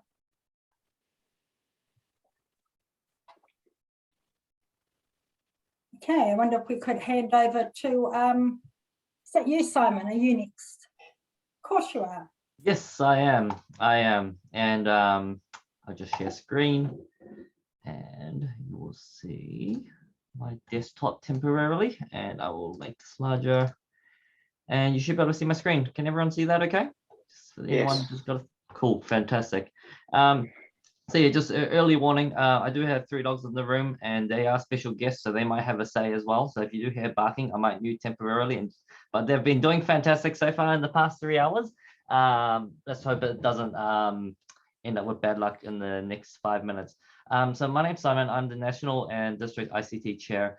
And when it comes to anything ICT, it can be quite technical. It's been a fantastic day. I don't want to overload you guys with too much. And seeing that there are president-elects here, I want to try and make it a little bit more relevant. So, first I'll just talk a little bit more about my experience, because I do think, this is what I want. This is about me, and I want to try and encompass what I've learned so that you guys get the benefits of my experiences. So I've been in the IT field for 9 years, run an IT company, Cook Creators, and that focuses mainly on content loading for financial services companies. So I've done development, some business analyst work, content strategists, working with UI UX people. And here's some of the clients that I've been working with, but mainly it's just trying to understand what is the overall experience that maybe someone comes into from a digital platform. What's the purpose behind it? Are we really utilizing this information to its best? So I just want to go to 3 key points for this presentation. It's not too difficult. So why should you even upload content, on your digital platforms, whether or not it's Instagram, Facebook, your website, even the district site? What kind of contents would you? What kind of content can you currently update? And also some questions to ask yourself. Does that seem quite clear as to what I'll be talking about today, everyone? Yep, thumbs up, fantastic. Let's go straight into it. So why should you update content? And I mean, it's an obvious question. So, I'll give you 2.5 reasons. It shows people you're still alive. So if I went to a restaurant and, I saw a article, went to the business and it hasn't been updated since 2011. This actually happened a couple of weeks back. Wanted to buy some Korean food, saw their website, seems good. Google reviews, seems good. Arrived there, then I saw that the restaurant was actually for lease, so that means that I was hungry that night. So it's no longer active, and now I'm being a little bit more wary about these kind of content online. So it is important. So for someone that has a business, for example, and it says 2011 on their main page, and it might be something from their in their footer, that could deter people from wanting to do business. And that's just the same when it comes to people entering your club website. Have you got the most updated information? So it is important for that part to know that people know that you are active. So updating that content is actually quite important. The second thing is, the other reason is Google will love you for it. So if you started writing, I'll give an example, ERKs, emergency response kits. If your club actively promoted that and talked a little bit more about that, perhaps Google will go, what's ERKs? Never heard of this 3-letter acronym. Maybe it's an IT term. No, it's actually emergency response kits. And then they could look up and find out more information. This actually happened when I was at a board meeting and they were mentioning ERKs and I had no idea what that was. And this is me as a Rotarian who's quite new. So I've been a Rotarian for 2 years, but there's sort of acronyms that I just went over my head. And this is some of the things that digital platforms can pick up with people wanting to search up queries, wanting to know about Rotary. It would be great if you have updated content and then Google sees you as a subject expert. A great example of this is if you wanted to search up something, let's say Vietnam or something, which is the country my mum is from, most likely you're going to get a Wikipedia page. Why is that? It's because Wikipedia has the highest domain authorities out there, right? It's because the content is always well researched and is always reviewed by editors. Reviewed by editors means that the content is always updated. So those are 2 reasons that I think it's very, very important for you to update your content. There are many more. I'm sure that you guys will come up with many more as to why you should update your content. So let me just talk a little bit more about where. Facebook, obviously, you can update your page with the right speakers. That's the speakers that are attending. You can create Facebook ads just to attract interest, because that actually, when people see that there's an event in the area, they might go, oh, actually, I didn't know that they're doing this particular event at 5 knots. Create ads. Ads are very useful. It means that you have to fork out a little bit out of your pocket, but it can come up with great results, which I will show in the next slide. And since Facebook and Instagram are owned by the same company, the ads can actually transfer between the 2 as well. Instagram, take pictures whenever you're going to projects. Take pictures of yourself and, doing the hard work, showing people that you just planted that tree yesterday. And then maybe in 5 years' time, when you revisit, you take another picture of that same tree. And then people see those kind of results. And that's what people love. People love to see that, okay, this is a organization that is active, that are doing things. Okay, I do want to volunteer. Well, actually, I'm quite curious about what more projects these people do. And these are fantastic platforms for you to update. And, I love what Charles Muller said about discipline of, continuing on and just not just post it once and then a few months later you do something later. It's that consistency that's actually going to help build that omnipresent from a digital perspective as well. So when the people are wanting to learn a little bit more about Rotary, it might be an ad that pops up, there might be a post from another club that might appear. So being omnipresent is very key. And these digital platforms are a way to go about that. Kristen Hall talked about updating content on Club Runner. And yes, it is very important because a lot of the data we're going to extract, we use and extract, for example, the district handbook. And that's a document that contains all of the phone numbers, emails. So please do update your details. And if you do see that a member doesn't have the update, doesn't have all the details, I believe on Club Runner, you can also send a request for them to update these changes too. So do actively try and keep this data updated, because this will be one of the source of truth when it comes to finding the emails, the phone numbers. And the other fantastic thing about Club Runner is the app, and I use this quite frequently as well. And that's the ability to scroll on my members, go down to the bottom, add to contact, and all of the contacts is on my phone. So that way, when I do receive a phone number, call, and it's you know, like someone that's urgent, you know, or like for example an IT thing. I know it's Rotary, and it's just a little bit more easy to go, yeah, okay, I can plan to take care of that issue. So yeah, it's quite busy on my end, but it is quite nice to have that predictability as to who is coming, and that's one way that we can address that. So updating your meeting details is very important, because people will go to your website and people will go, okay, there's a meeting here, and then they might rock up, and then the club has ghosted them. Oh, that's what that would feel like. So adding your executive board for the new year, promoting and your fundraising projects and events. So for example, if you do have an event, upload it on your page. When people go to there, they know exactly what you're up to, and it makes it a little bit more easy for other clubs as well. If I went to another club and find out the events that they're doing too, and that helps the ongoing communication going, hey, look, I see that you're doing this particular project with dictionaries, and we'd love to be part of it. So it's another way of communicating between clubs. I said I wanted to briefly touch up on ads, and I think this is just one ad that I put up. So I was sitting down watching the news with Cindy, my wife, and this particular ad, the segment popped up where Westport Rotary was helping, was volunteering and helping those that were in need when there was wild weather. And I think that's a fantastic platform. So if we've got coverage of that on NewsHub, why not share it? I mean, I'm part of Auckland East, but this is Westport.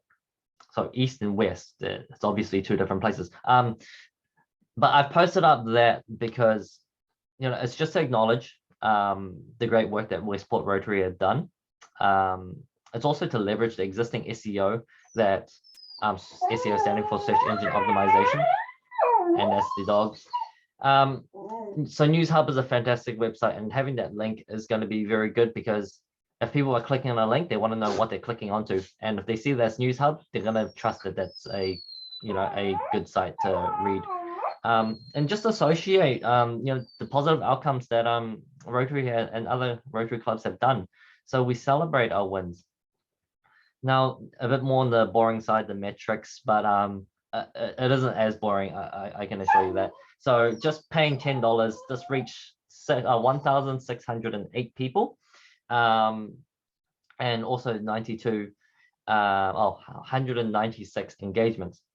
So by reach, it's just people have actually seen it and acknowledged this particular post. That's how many people have seen this post. And of that, 196 people have engaged with it, and that means, they're liking it, they're commenting on it, they're sharing it, they're clicking on the post. And I think that's good, because that just means that people can learn a little bit more about that. It's 196 more people seeing the great work that Westport Rotary are doing. And a good rule of thumb, if you do create an ad, please respond to some of the comments. I mean, there's one that talks about this happened during the protest in Wellington, and they called themselves freedom fighters, and this person in particular really didn't like freedom fighters and wanted to make a comment. I try not to get into the political side of talking about those things, but I just put a care sign to show that I am caring. One particular comment also said, "It's fantastic hearing great news despite all of the crazy that's happening in the world." And to enlighten someone's day, I think that is still worth $10 in my books. And just to kind of go home with this is the last slide I've got, and this aligns a lot more with Charles Miller's discipline. Is that when we do something, let's say I do something yesterday, and the next day I might start forgetting about it, and as the days and years move on, that particular action, I won't have any memory of it as time goes on, and which is what you see in the blue graph. However, the effect of what we do today can actually transcend to bigger results in the future. And when we go back to what that result is, we can think, how do we get to that point? How do we actually achieve these results? And it's because of the small things that we do today. And so, you know, creating that post that I just sent, maybe that might have encouraged people to do more volunteer work. I don't know what that may be. I might not have visibility of it, but I do know that it's a compounding effect where if whatever we do now and stay consistent with it, we'll start seeing those results. And you know, from a and this touches up a little bit more on the public image side as well. The constant updating of content, we might not see the results immediately, and that's fine. That's okay. But we just need to keep going, and then eventually we'll hit that cross in the middle where actually we'll start seeing those results. And that's a principle that I wanted to share with you, that I, you know, use in my life anyways, that no small thing is really small, and it can actually have a huge impact. And yeah, that's the, so last thing is just questions for yourself. So from an ICT point of view and your websites and your digital platforms, how well do you know about the customers that are visiting your website? What are some of the reasons that you think people are visiting your website to begin with? I know for Auckland East, we sign up with Google Business, and there's a lot of people that are searching Auckland East book fair. What that means is that this is a potential project that, you know, people are constantly looking for. And that's a good thing to take away as upcoming presidents, as you're coming up with different projects. What are people looking for, and what information is there on your website? Are they exactly looking for, and is it easy to get to that information? So yeah, those are the questions that I would like for you guys to think a little bit more about, how your website is currently being utilized. And yeah, that's the questions that I always ask for Coop Creators, my own company, when dealing with clients, making sure that the value of the website is giving that value that we hope it to be. And yeah, that's the end of my slide. And thank you very much for listening. And my dogs did good as well, so I'm thankful for that. Thank you, Simon. That was really great and some valuable points there. We now move on to membership, and I invite Ashwini to take over. Oh, thank you, Erica, and good afternoon.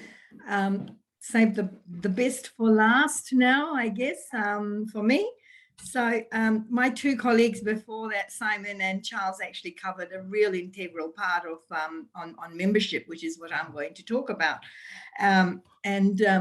So they all come together, which in fact the whole of Rotary comes together, I guess, with ICT and public image, and then to grow and to be members. I will now share a screen so that you can see how that all can work for us and make us do whatever. So anyway, I'll just try and do that.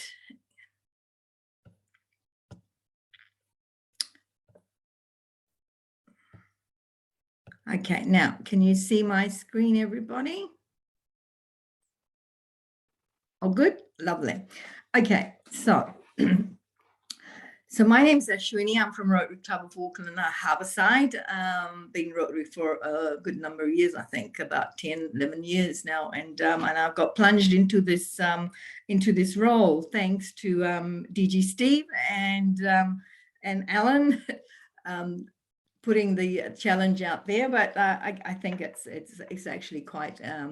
If you're a Rotarian and you've got Rotary in your blood, I think you're going to really find membership to be a really exciting thing to do. So, and I guess what I want to emphasize here is that Rotary International is investing a lot of resources to make sure that there is help out there for clubs and districts to assist with our internal priority. Membership, polio is our #1 external priority, and membership is our #1 internal priority. The role of the district membership chair from next year, the next Rotary year is actually divided, and it's a two-pronged approach. The first one will be supporting existing clubs, and that I think is the DG, the AG, and along with the DG nominee, we'll look after that thing. My role will be developing new clubs and using the new models, and assisting club membership chairs in carrying out their responsibilities.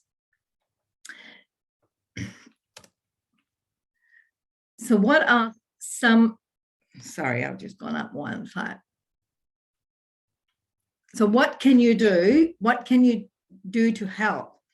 Firstly, supporting our existing clubs. And I guess the important thing is that retention is very important as well. So, and first thing I would say is that conduct a health check.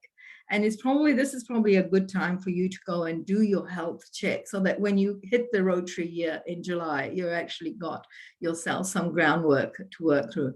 And knowing how you can improve is vital to keeping current members engaged and active, while making the club more attractive to prospective members. And secondly, it's developing new Rotary clubs. This not only means new clubs in areas where there are currently no Rotary clubs, but also developing different types of clubs that may appeal to people for various reasons. Now, you heard from the environment. That's another area where you could take friends. So think outside of the box there. Champion diversity, equity, and inclusion. Again, using your friends and other Rotarians to make clubs. Encourage all clubs to have a membership goal and report in the Rotary Club Central. So every president should be putting their goals in there. Membership growth is really that soft spot between attraction, retention, and new club growth. The tools that you use would be, which we heard Simon talk about a lot, and I won't cover all the stuff that Simon and Charles has covered, and so you can see why ICT and public image really work together with everyone, with membership and the clubs. Is you've got to share your stories, reshare content. And I've also, in a breakout, emphasized that bulletins are important. And because the bulletins get shared, and use the club runner, again, that was brought up. Use the club runner, add your friends to email address to club runner. So when you produce your bulletin, it goes out to everybody and they know what you're doing, what your clubs are doing and Rotary's doing. Some of the clubs that you can do, you can have the types of clubs. Of course, you know Rotaract. Sorry, I'm a bit fast with my slides. Types of clubs: Rotaract, corporates, cause-based. So cause-based, again, as we talked about, environment or tree planting, things like that. You should take them. Coffee clubs, passport clubs, university clubs. Rotaractors can start at university clubs, satellites, and look at different types of these models. Remember to explore flexibility as a tool in providing a valuable membership experience. Most important thing is to identify club champions. So within your club, pick a champion, someone who's really enthusiastic about Rotary, and get them in the community and work with them to build the capacity so that, you know, they use their skills and resources out there in promoting your club and Rotary. An important part of new club development is to nurture and support a new clubs for at least 3 years after you've chartered them. Membership types. You got family and partners, corporate, associate, young professionals. Remember to explore the flexibility and not this traditional type. And this changed. We've all been through COVID and we know how COVID's changed our life and how we actually do meetings. So take that in now and see how you can explore new club ideas and to people and encourage them to join. Develop groups to work in Rotary projects, as I mentioned already, and environment.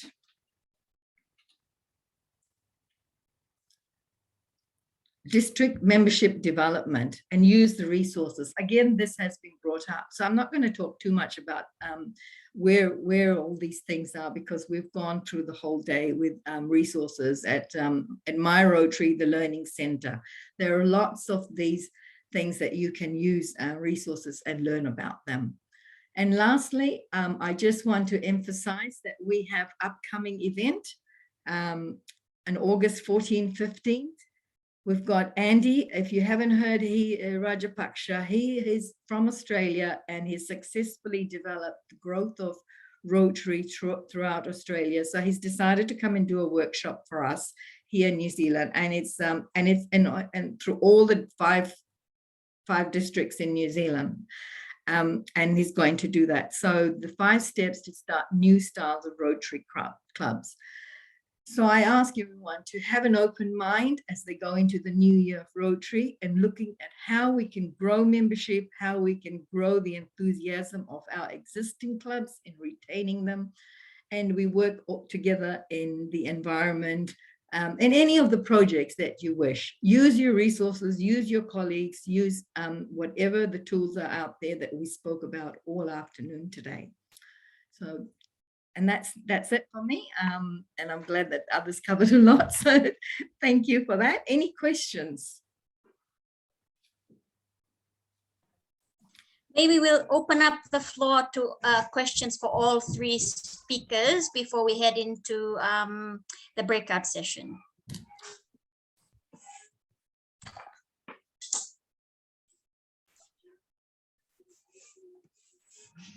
I think, Erica, I think we should get into breakouts, but a shorter time frame, and then we can take the key learnings from our 3 groups as they come back in.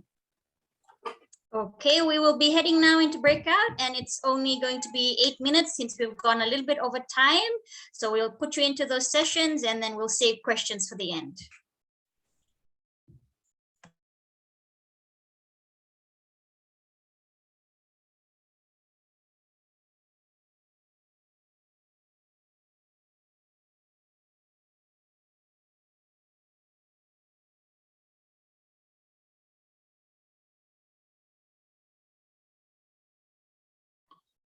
Can you put me with Teresa?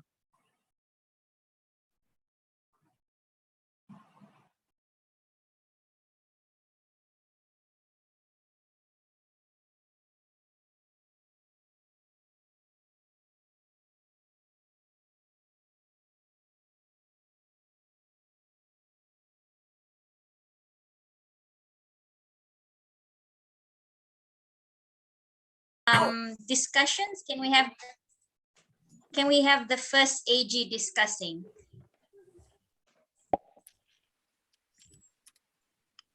I'll go first. So our group has some good discussions. It was really good to see that all of those 3 areas, public image, ICT and membership, are all linked, very much so. And you can't do one without the other. We found also it depends on the expertise that you have in your club to run those platforms really, really well. You know, to do it every day is it's quite a big job. I know that I've got someone that does this every day at the college, but you know, for a Rotarian to do it every day, they have to be pretty good at it. So they believe once every week or so would be suffice, but it is an onerous, can be an onerous task. But also having it written and having things succinct, the messages small and succinct are really good. That's to attract new members. But also it doesn't necessarily have to be about the projects that you're doing in your club. Why not do a feature on one of the other projects that maybe not in your club, like Trees for Survival or Romac or something like that, and that might attract some people to say, oh, I'm interested in that, and they might want to come along and become a member. One of the key areas also in the membership is that your club does not have to, the people don't have to come along every week. You can do a corporate membership that we talked about. We talked about one of the schools in one of our discussions, and invite them to become a corporate member where different members of that particular school could come along to your Rotary meeting. Anyone else in our group want to add to that? Kia ora. Kia ora, Erica. Okay, can we have Teresa?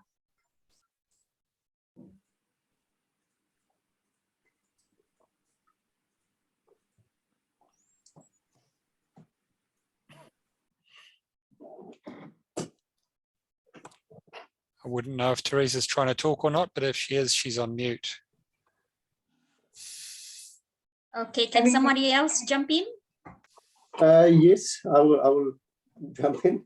Yeah, we sort of discussed what was discussed previously, but I think one of the other things that we sort of had a discussion on was joint club projects. You know, where 2 or 3 clubs could come together and do something that's bigger, making more of an impact, and obviously that will. It could link all the 3 areas of ICT, public image, and membership. So obviously, if you're doing something bigger, you're getting a bit more of a you know, a media attention to it, a bit more media focus, and also that might add and assist in increasing your membership through publicity. So that's something that we discussed. Thank you. Maybe can we have Evelyn or Teresa now? I don't know if my mic is working. My mic is working? You can Yes, hear your me? mic's working. Yep, we can hear you. Finally. During the AG, I cannot speak at all, but I've been heard a lot of complaining about, like this year, the LED, we moved to the Zoom. Compared to last year, people is decreasing because it's a bit silent to get the email. I believe it's the cup runner issue. Sometimes people don't know the cup runner. Like Ronnie of Harborside, she just know the cup runner existing since last week. So she don't know anything about the cup runner. Somebody didn't heard that. So maybe it's a good idea to tell more people we do have cup runner and ask the member to use the cup runner to get information and update by themselves the information. Then they're able to get the email for anything happen for the RI and the district as well. I believe it's very important.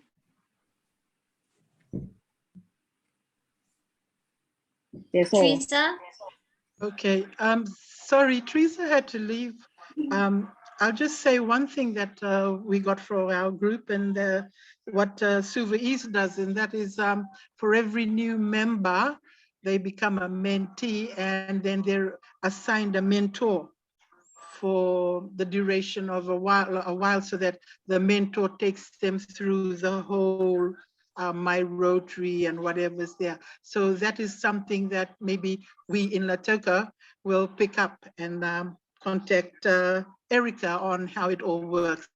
But from me, I have to say that this session, the last few sessions have been really, really important and interesting for me.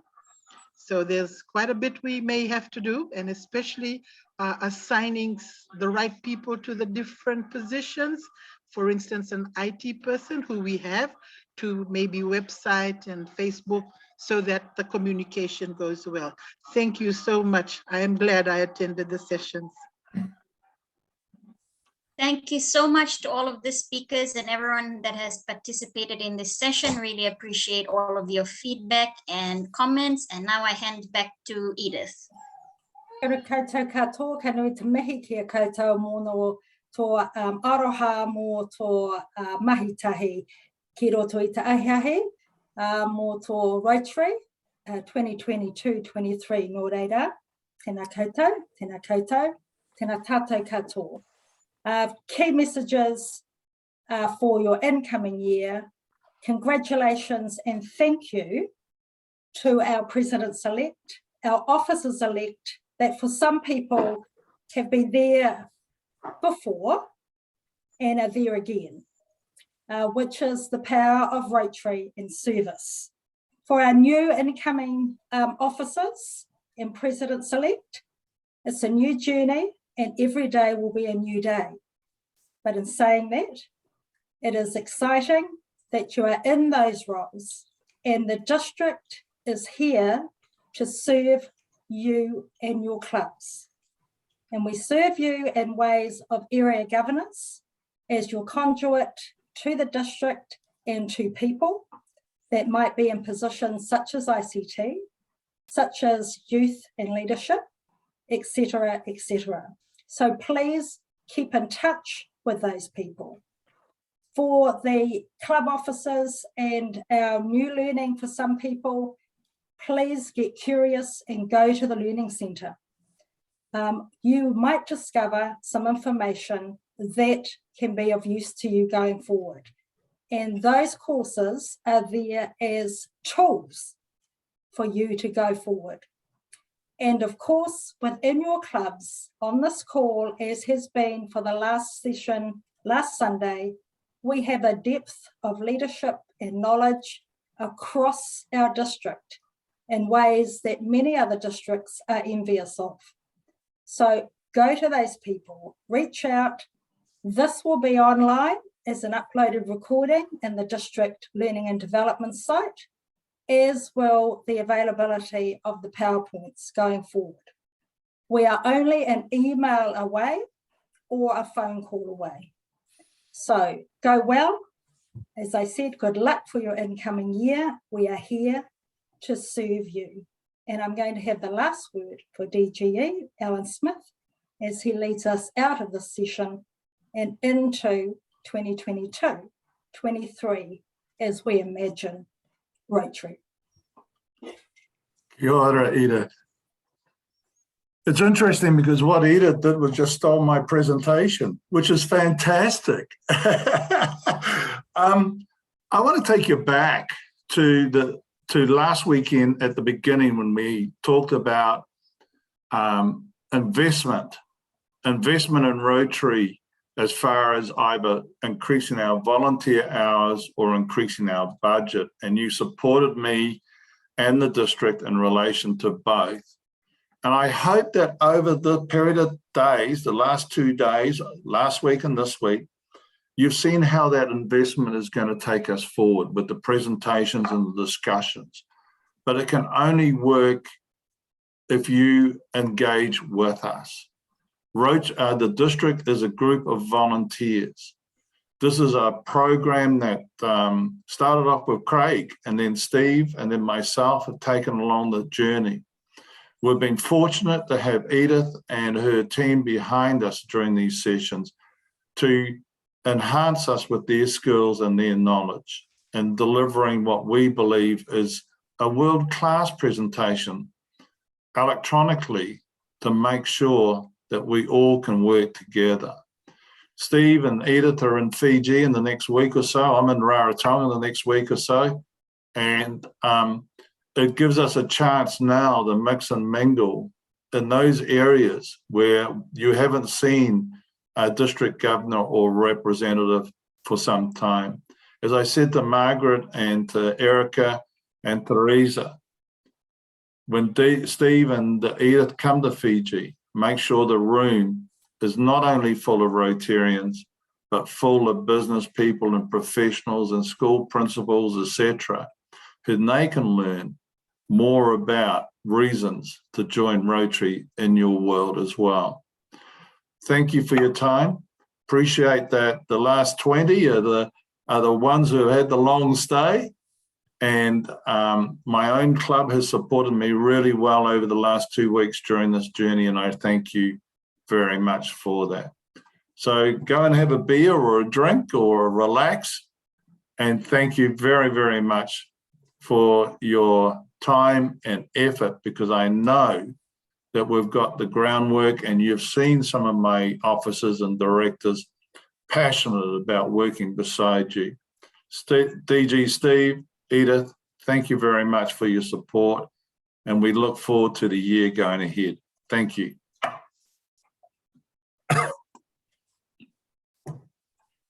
Kia ora te whānau, kia pai tō wiki. Have a great week ahead. Ka kite, be safe. Thanks, guys. Thanks, everyone.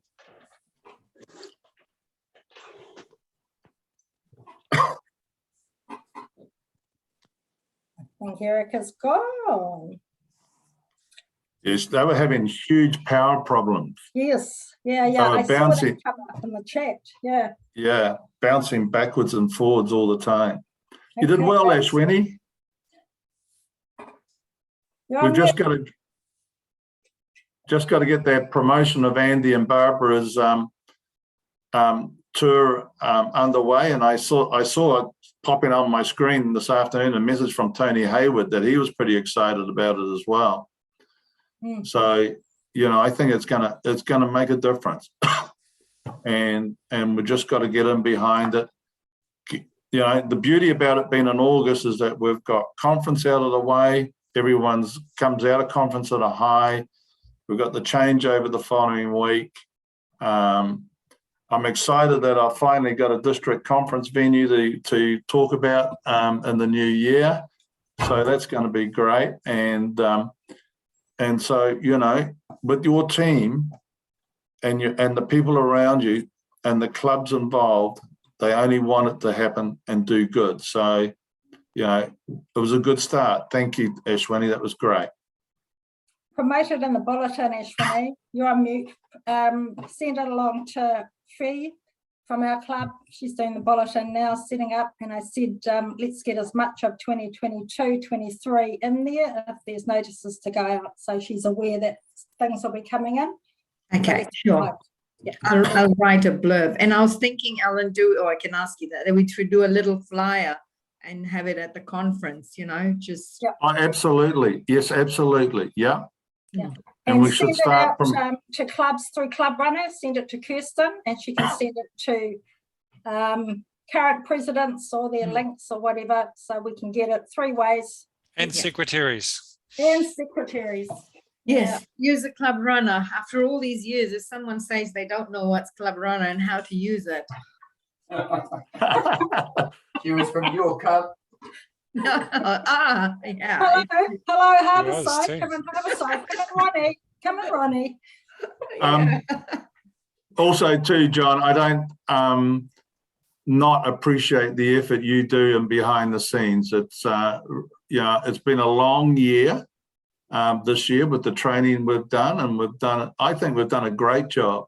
I feel really good about it. I think that as a team, things have come together really well. And I like the mix that we had with Rotary Fund programs being advertised and then key initiatives being spoken about. So they all link together as well. So, you know. The only thing this year is probably the absence of Rotary. Yeah. That's because all those young people have joined Rotary now. Well, one young person has, and still Rotary. I still call Cat that's young. Probably something they could have actually added value to, but yeah. So we did have we have been texting around that. So yeah, let them come into the space at conference and maybe make an impact there. But yeah, that's something that I think is put on the table. The invitation was there, and they didn't take it up. I spoke to Sean, I spoke to Becky, they didn't take it up. Yep. So yeah, with some work there around our membership stuff, but great. Yeah, huge.